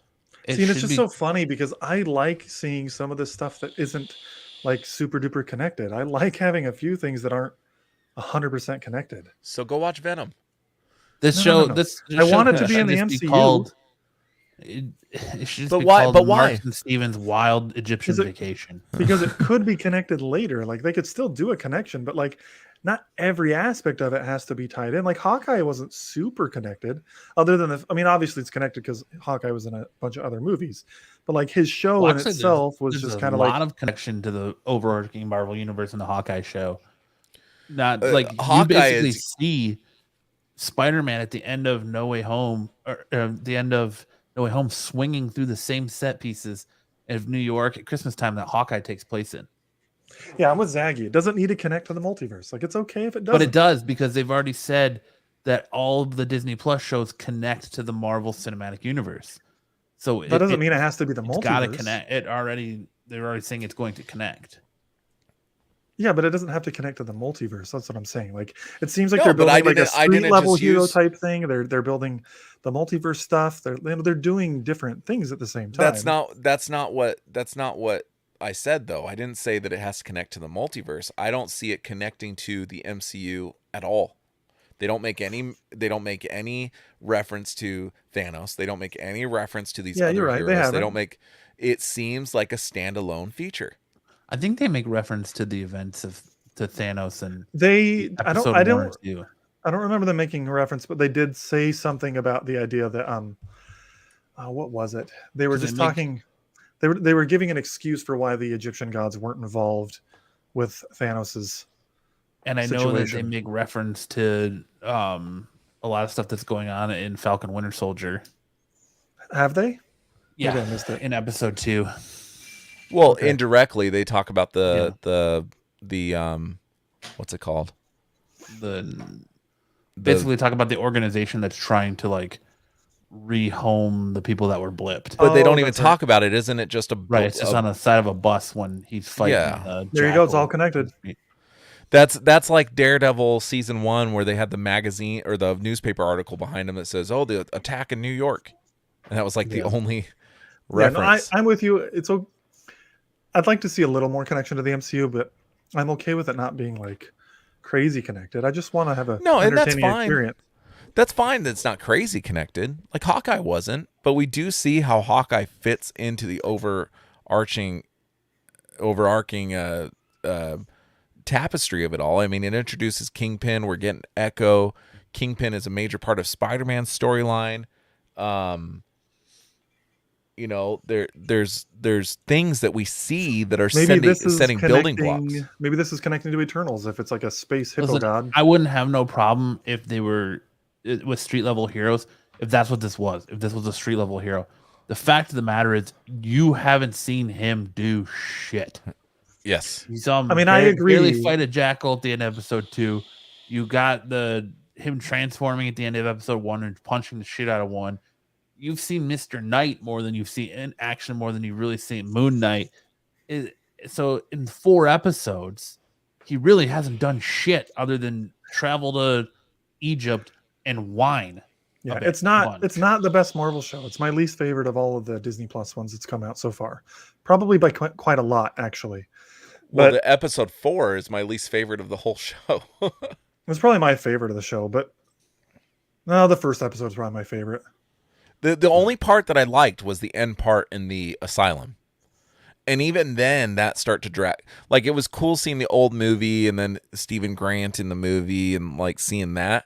Then when he starts talking to, is it Harlow? What's his name? Harrow. Harrow? Whatever.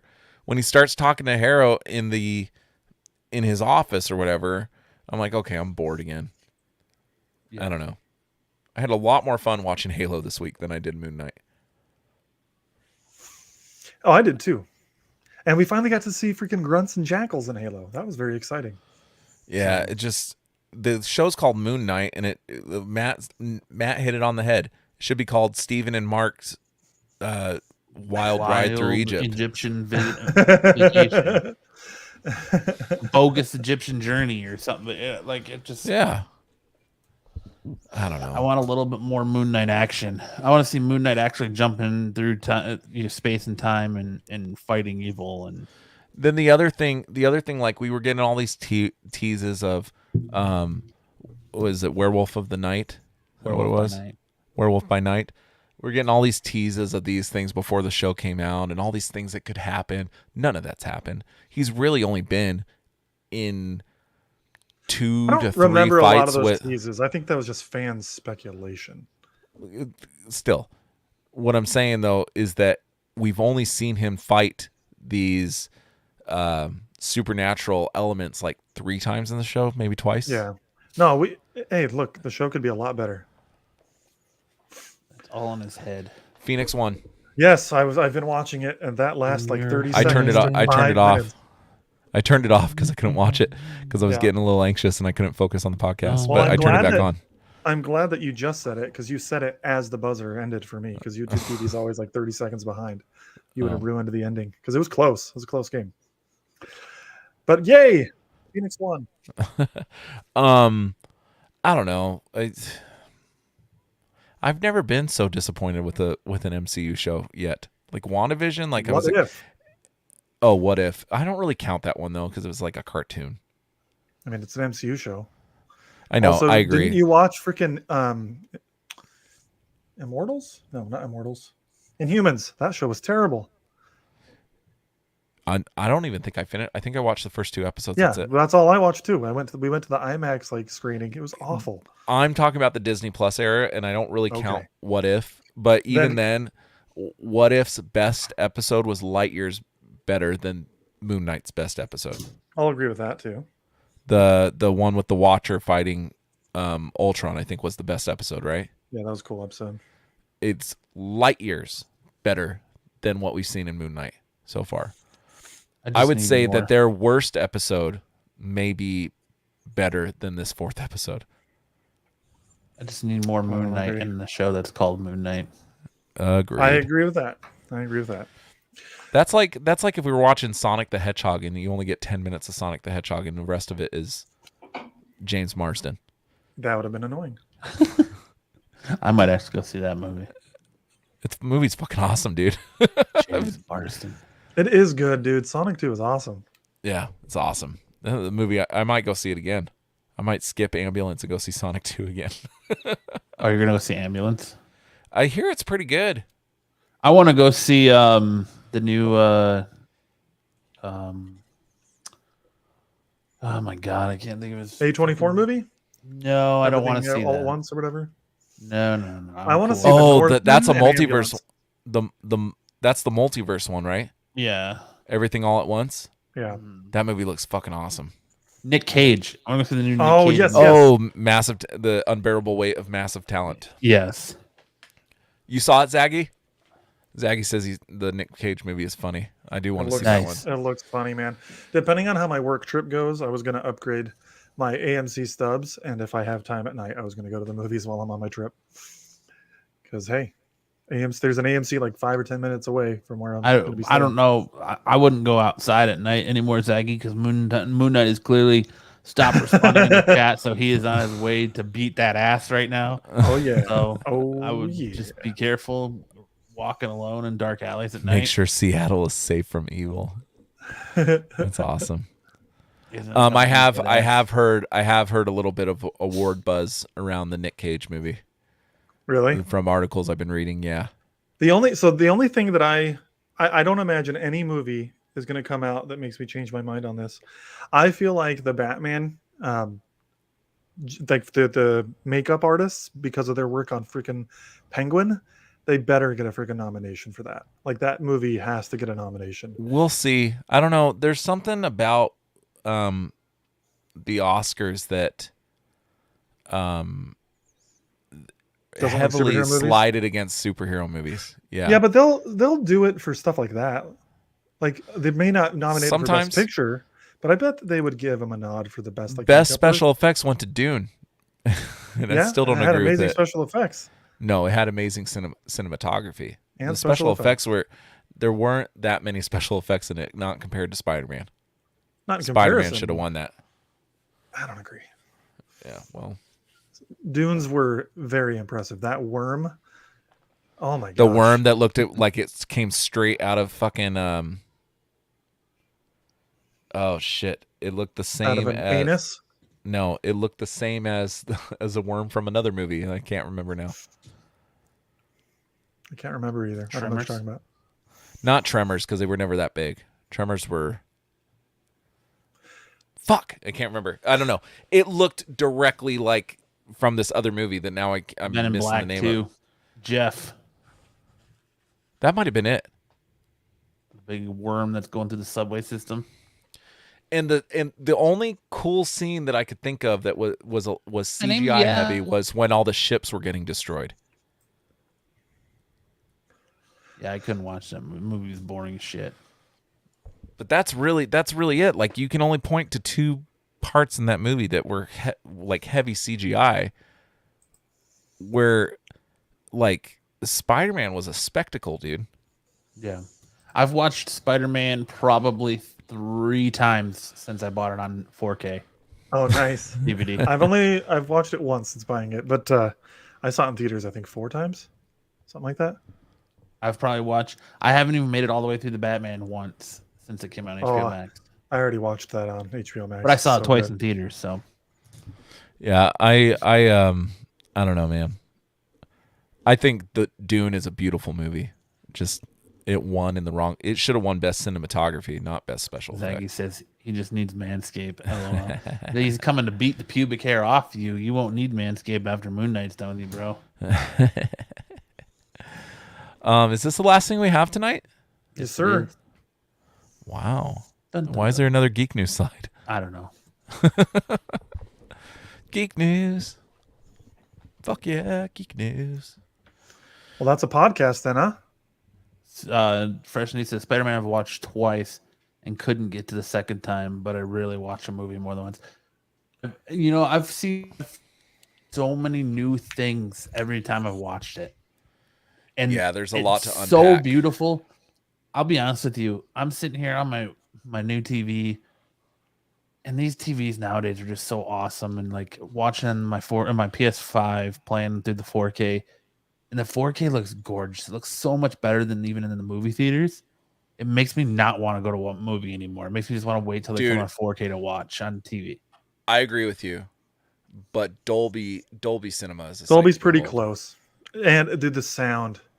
I can't get that sound in my house, and like I've got a decent home theater sound system, you know, not like some multiple $1,000 thing, but I've got some decent sound. And movies just, you know, they blow it out of the water. $20,000-$50,000 sound systems in there. Yeah, but And that Dolby's Dolby Atmos amazing, system, man. oh, dude, I just wish shaking you your could get seat. the same crispness and the way the colors pop on your TV. And Well, that's a Dolby screen. The Dolby screen just- is really good Dolby's at that. pretty close. I would say Dolby's pretty close to as good as a 4K screen, in my opinion. IMAX at this point I've become less interested in. It's just really big, but the picture quality is not that good in IMAX. Dude, noticed. I've been arguing against IMAX for like 4 years now. I feel like because everybody's you like, I'm have. gonna go see an IMAX. I'm gonna go see an IMAX. I was I like, still Dolby like kicks IMAX. IMAX ass. IMAX has its place. Like I like the big screen and the sound's good there too, but the seats suck, and the picture quality is not as good as Dolby. It's bigger, but Dolby's pretty big. So Yeah, I agree with Fresh. I love the last swing at the end as much as the first. Absolutely, dude. When he's in that new suit, swinging through the city at the very end, yeah, I'm like, fuck! I want Spider-Man 4 now. yeah. I want it now. Spider-Man No Way Home was so good, dude. So good, But so good. you know what movie I watched for the first time the other day because it was on TV and like I can't remember. We were in the middle of getting ready to put Logan to bed. It's a movie that was very fascinating and I really thoroughly enjoyed, but it was the subject matter was very, very heavy. Huh. The Boy in the Striped Pajamas. Oh yeah, that's a tough movie. That's the Have Jewish. you watched it? That's the Holocaust one, right? Yeah. Yeah, I watched haven't seen it that years ago when it came out. When did that come out? Like 2003 or something? A while ago, yeah. So good. It's so well done, but it is a very, very heavy subject matter. And like, I did not see the end coming. I was like, oh my God. Yeah, it's 2008 that movie came out. Yeah, that's a tough movie to watch. And when it ended, Aaron was in the kitchen doing something with Logan. I was like, well, that was a fucking punch to the gut. Mm-hmm. Like, rough movie, but it's very, very well done. You know what's funny? I would have thought, yeah, it's Asa Butterfield in that one. I would have thought that that movie had more award nominations, but it was not nominated for that much. British Independent Film Awards, Irish Film and Television Awards, Young Artist Awards. That's it. Crazy. And one that I can't pronounce, Premio Goya. What's your guys' thoughts on Netflix like losing all these subscribers? Serves them right. Opening back Yeah, I up. agree. I was going to say the same thing. Lance, serves them right. $20 a month for a service that I barely use. Yeah. Only reason I have it is because my wife watches Grey's Anatomy and my kids watch Cocomelon. I pay $20 a month for Cocomelon. Grey's Anatomy and fucking Cocomelon. Fuck Netflix, dude. Dude. Yeah, And now it's they're a talking waste of about money. releasing an ad version. Well, not waste of money. Well, but and they're talking not about good. cutting down on the doing the password sharing lockdown thing. Where see, that's what drives me nuts. Like, you charge an arm and a leg for your service. They're the most expensive streaming service. Like, Yeah. HBO Max, I think, is next at $15 a month. Right? Yeah. The previous CEO of HBO Max says, yeah, that wasn't something we ever worried about, this password sharing, whatever. Because, first of all, it's not HBO Max's only source of revenue. Netflix's only source of revenue is Netflix. But you have Disney, who charges $13 a month for Hulu, ESPN Plus, and Disney, right? You have HBO Max that charges $15 a month for its thing. You have YouTube that YouTube TV charges $70 a month, but they openly tell you to share it with people outside of your household, up to 5 people. Like, you can create friends and family. They have their own logins. They can use it at their house. Why does Netflix have to be so fucking stingy? And I made this argument a couple weeks ago, I think it was, that 1 out of every 10 things that Netflix comes out with is good now. Yeah, they don't come out with as much good content. Like, the only thing I can remember really enjoying this year that came out on Netflix was The Atom Project. I did enjoy that. Yeah. Oh, I like that one. Well, so far this year, I mean, like last year, Squid Games. I love Squid Games. See, I haven't even watched that one. Good Game was great. There's some good stuff. I mean, what was that one you really like? The Maid? You know, they have some good stuff. But they It's just- release something every Friday, and we can only think of 3 things right now. Well, like, there's more, but I could I know- cancel. I could cancel Netflix for 2 months at a time, and I know Aaron Not care. watches like those fucking dating shows like Love is Blind and The Ultimatum. British Bake Yeah. Off for my wife. That's one of her favorites on there. British baking show, whatever. Stranger Things. I'm looking forward to that. So Oh, dude, after am that keeping- trailer, I'm so looking forward to that. only See, keep my so- subscription. So I have half the mind to cancel Netflix, restart it when something comes out that interests me, cancel it again. I don't ever Yeah, check it anymore. Like, I've lost all interest in it, and it costs me $20 a month. I use it daily for my son, but I could find a kid's show that he would like on another service. So it's like I could cancel it. Well, too. yeah, like Paramount Plus or you know, like Blue's Clues or like Oh yeah, I've watched a Spider-Man little bit and of his Paw Patrol. with Spectacular him. Friends and That's actually James's favorite show right now. He's watched that entire show probably twice this week. So Fresh News says Netflix is getting more light entertainment I enjoy after work and while eating, like the cake contest stuff. So yeah, they have a couple those things aren't that is good. like light, like that Kevin Smith NASCAR show, the one with Catherine McPhee, the country one. Kevin Smith NASCAR show. Not Kevin Smith, Kevin James. Kevin Oh, James I was NASCAR. I was gonna say what? Like these light sitcom shows that they've been coming out with. And then when they do have something I really like I'm Not Okay was one. They had Teenage Bounty Hunters. They had The Society. They cancel them. Anything that I'm into, they cancel it. Yeah. And yet, fucking what's the one that Bridgerton gets a season 2? Everybody watches it. And I'm like, I don't understand the show. It's not for you. That's why. Because you don't have a vagina. Yeah, it's definitely a. Or Emily show. in Paris, or all those other fucking things. Like, I Yeah. want more Teenage Bounty Hunters. That show is awesome. Well, That's what Ozark I said. is Fresh good. news. Kevin Smith NASCAR. I was like, fuck, I gotta check that out. I love No, Kevin Smith. I didn't know he James. had a NASCAR show. Well, Kevin James did that movie for them where he's Sean Payton. Yeah, I want to watch that. I've been meaning to watch that one. I just haven't had the time. Yeah, I've been wanting to watch Red Notice, and I've heard mixed things about it. Red Notice, like The Witcher. Red I Notice love is The fun. Witcher.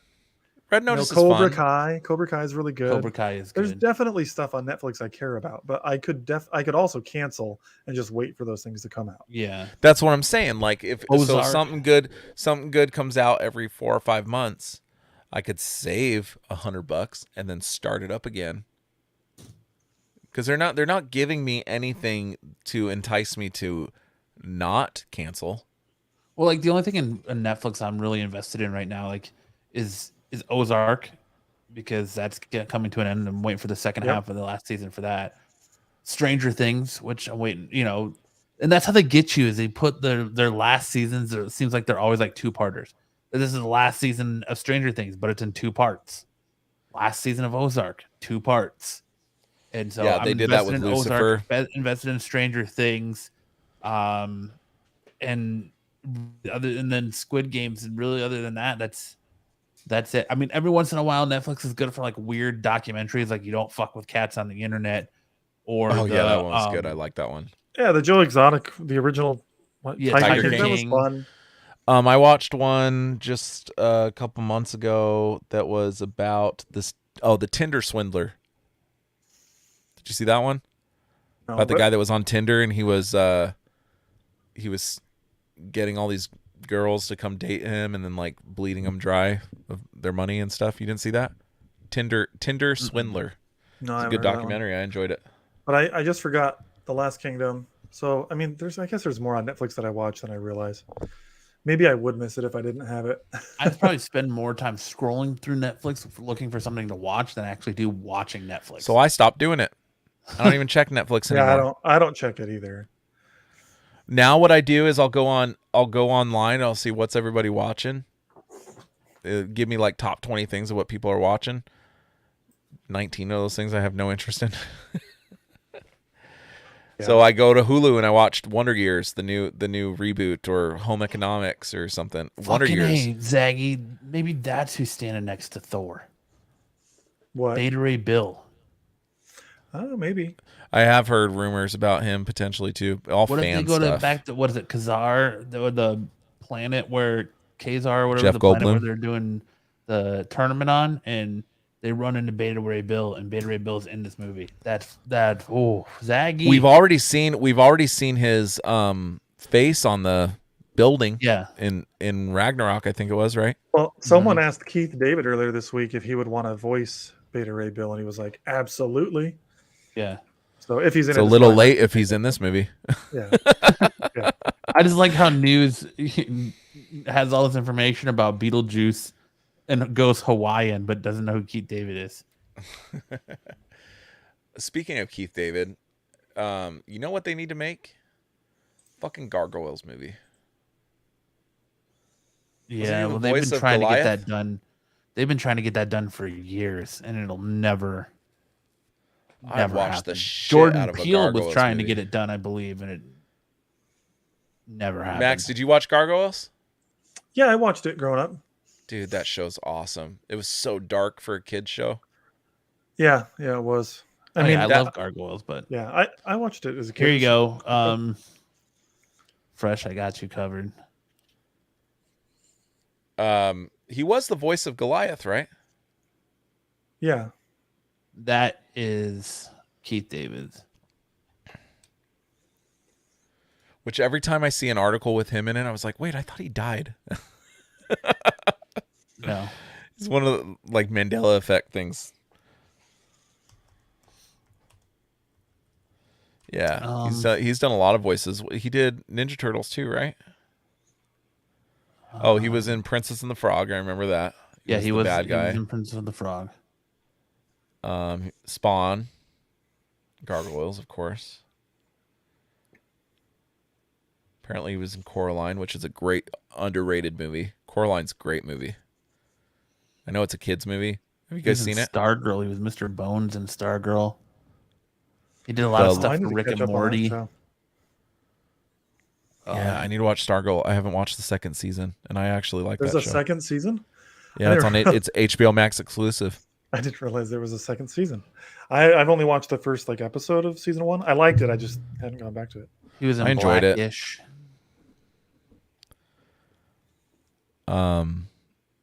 Yeah, I don't know. Gargoyles needs to happen.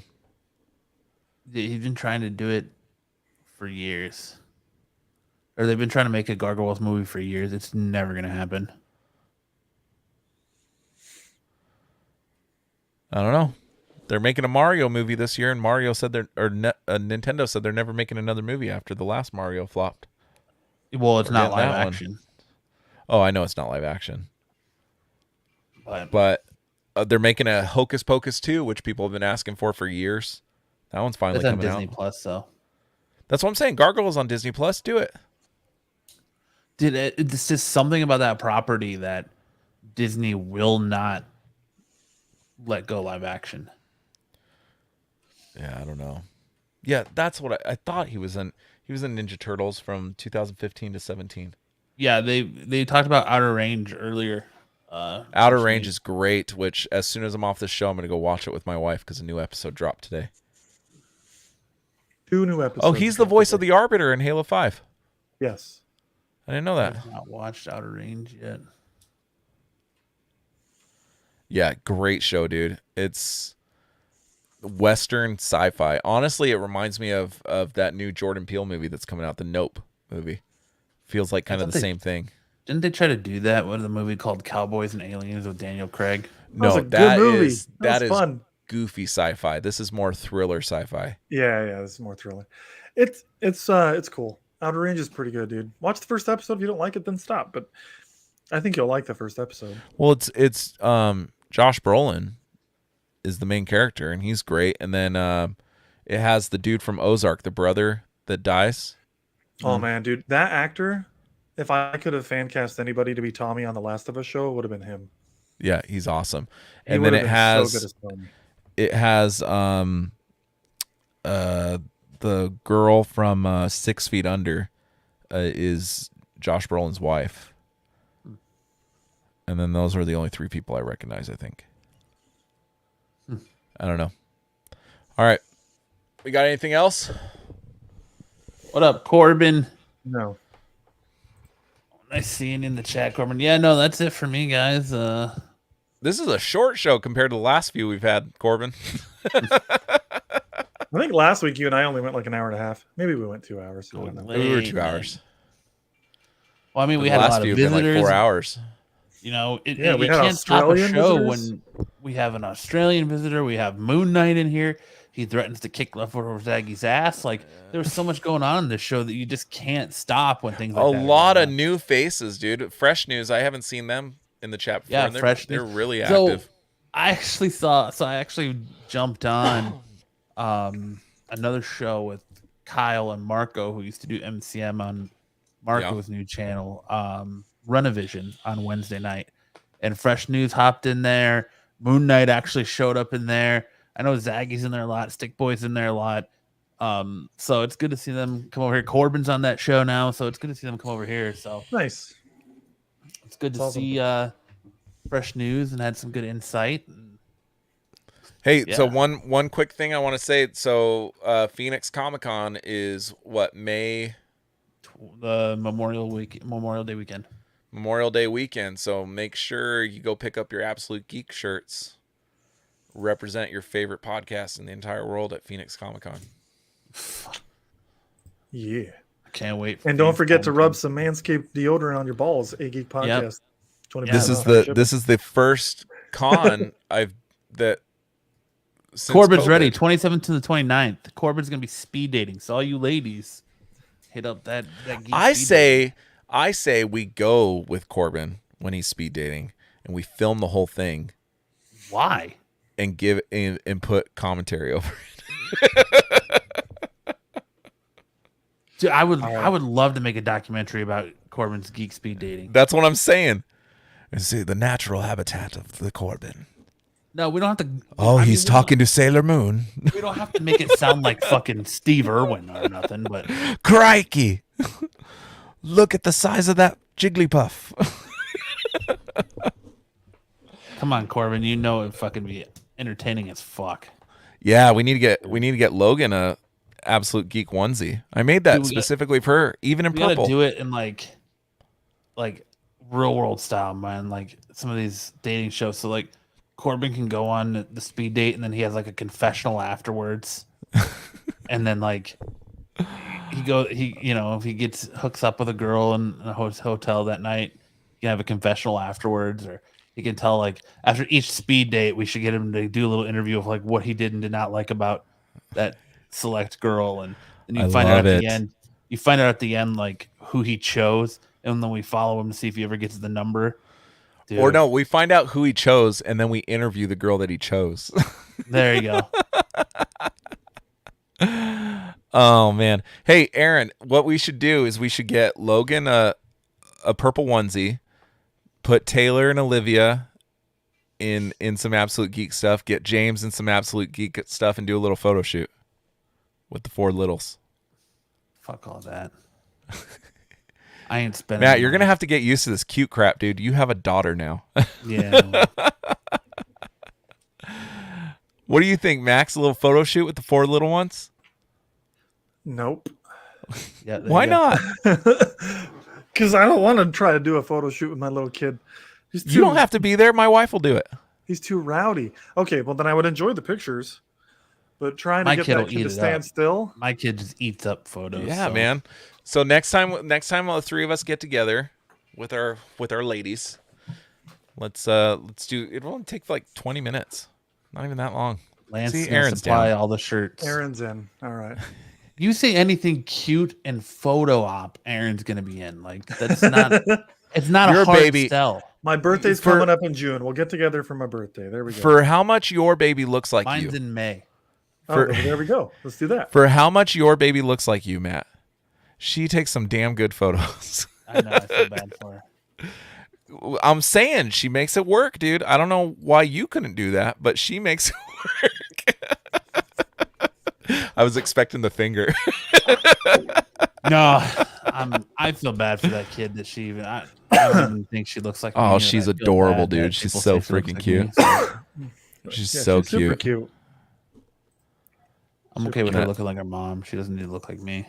Well, from what I'm told, I've read this in quite a few places, that babies from the caveman times, I guess, they come out looking like their fathers, so their fathers will accept them, and eventually they start looking like their mothers. Yep, yeah, that's what I've heard too. Which is I think crazy that was actually to me. Set on Yellowstone. Was that on Yellowstone? Yeah, it was on Yellowstone. Yeah, so they come out looking like their fathers, and then slowly transition into their mothers. Yeah, my son definitely looks more like his mom, but when he was born, he looked like you. Photos looked exactly like me. Yeah, looked crazy like. Yeah, I already said this in the show, Lance. You should pay attention when you're on it. Yeah, Aaron just even confirmed it. Maybe you should pay more attention to the show than watching the Suns. God damn it! I turned it off, you asshole. Listen, you go to Corbin if you want the basketball information. All right. Go Suns. You come here to get the hard facts. One of these days, I want to go on Corbin's show and talk about some sports. I got to watch Aaron be a Karen tonight. That was pretty interesting. With who? So we went out to Chinese food for dinner, and the waiter fucking was waving his fucking like waving at Logan, and he walked up to the table and he like grabbed her hand. What? And, like, shook Logan's hand. And Aaron flipped the fuck out, dude. Like, well, you guys are pretty cautious because of the whole COVID thing, which totally understandable. So he was like, she's like, fucking don't want people touching my kid. Get away from my baby. So like every time he came back to the table, we were all like shielding her from him, and like he started like waving the fortune cookie in her face and like got right up in her face and was trying to like kept doing it even though you said no. Well, we didn't tell him no, but like he like so she's like sitting there flipping out to me, and then she's like, I'm gonna tell a manager. I'm not gonna say what she goes, I would speak to a manager in here, but I'm afraid that they're not gonna understand me or not gonna understand what I'm saying. I think it's perfectly understandable. And so in this day and age with what's going around and the potential of these airborne illnesses and stuff, I think totally even understandable. Taking COVID out of it, it's reasonable if you don't want a stranger touching your kid. That's fine. So she went and talked to the hostess about it and stuff, and like I tipped the dude, and I wrote on my receipt, and I put, next time don't touch my fucking kid. So I agree with where she was going, but I just thought it was funny that she Aaron, thanks for calling me out on that. Yeah, I just think that it's funny that she went to that level of like, I'm gonna talk to your manager, and I was like, well, your baby's still little, man. She's 4 months now, 3 months, yeah, 3 months. And I was like, Karen rhymes with Aaron, or Aaron rhymes with Karen. No, a Karen would have made a scene in the middle of the restaurant. Oh, yeah. Like, kudos on her for not making a scene. Like, that's pretty impressive, because I think I would have flipped out in public. So it's just, no, Aaron, you're funny. Absolutely correct. It was just funny, but dude, I totally want to make this Corbin speed dating documentary now. Corbin, come on, dude. See, and what's funny is when I first said it, you're like, "What? Who the fuck wants that?" I did, yeah, but then you think about it, like, I think it'd be hilarious. I'm gonna follow him around with a camera. We're gonna document his entire. Well, I just think about it because like Corbin's a good dude. Corbin's a real good love dude. Corbin. He's a solid dude. He deserves to find love and happiness, and if he finds it at speed dating, that's awesome.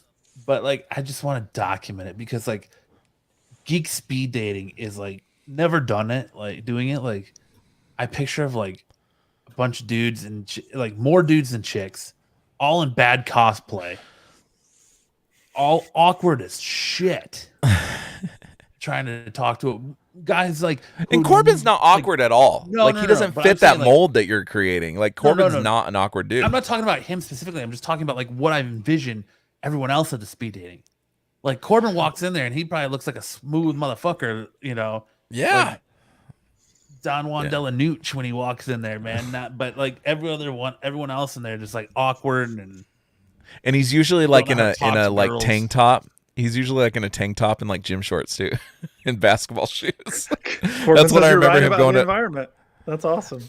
No, if you remember, like all the Comic Cons that I went to are filled with women. There's a lot of girls. What Comic Cons are you going to? Yeah, I'm not. There's definitely a select few women, especially the cosplayers, because they know they can make money or they're really passionate about their craft. But I don't know that I've seen like a ton of women. You get like.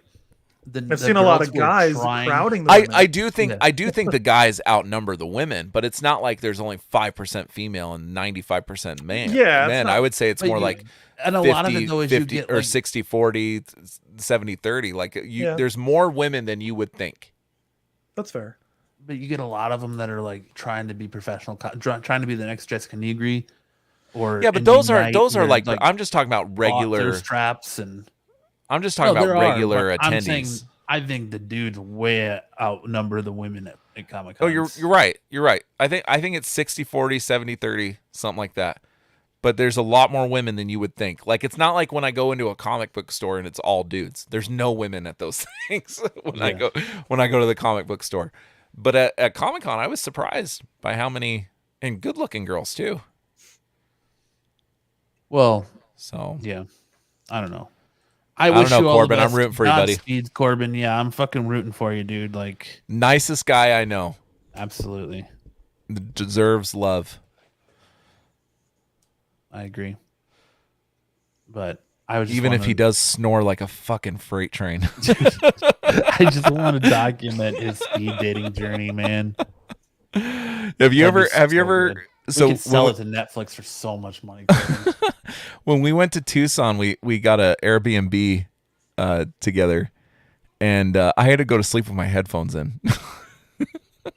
And there was a room in between us. Like I was at the end and he was at the other end. Sounds like he needs a CPAP machine. Yeah.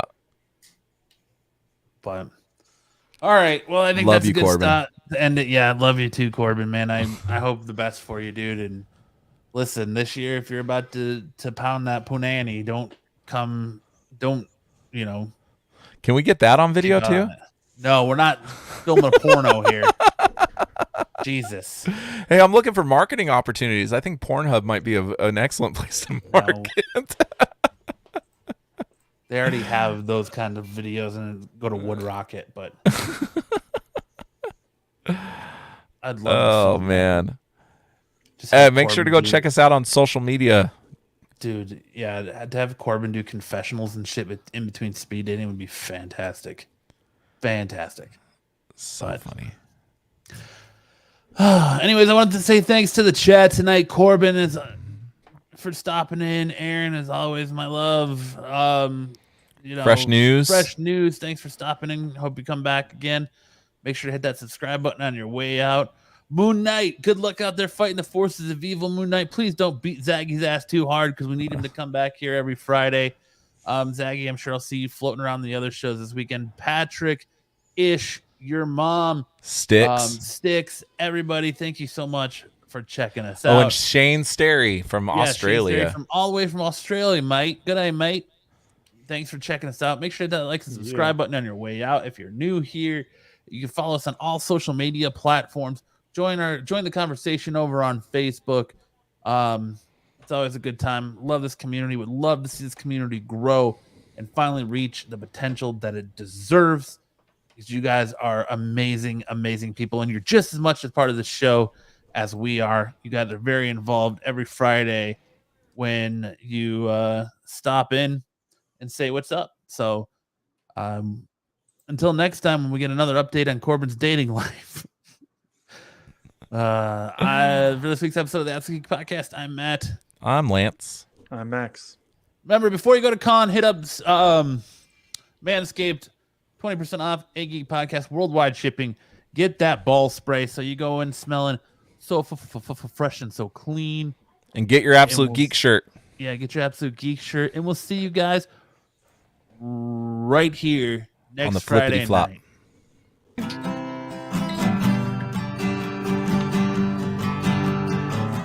All you freaks and geeks,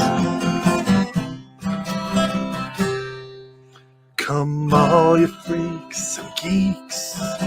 Let's listen to Absolute Geek. Absolute Geek. We'll go ahead and spread our cheeks. Max spreads Lance's cheeks. And some we're for Cosby wine. We'll drink some Cosby wine. Hey. It makes me feel real fine.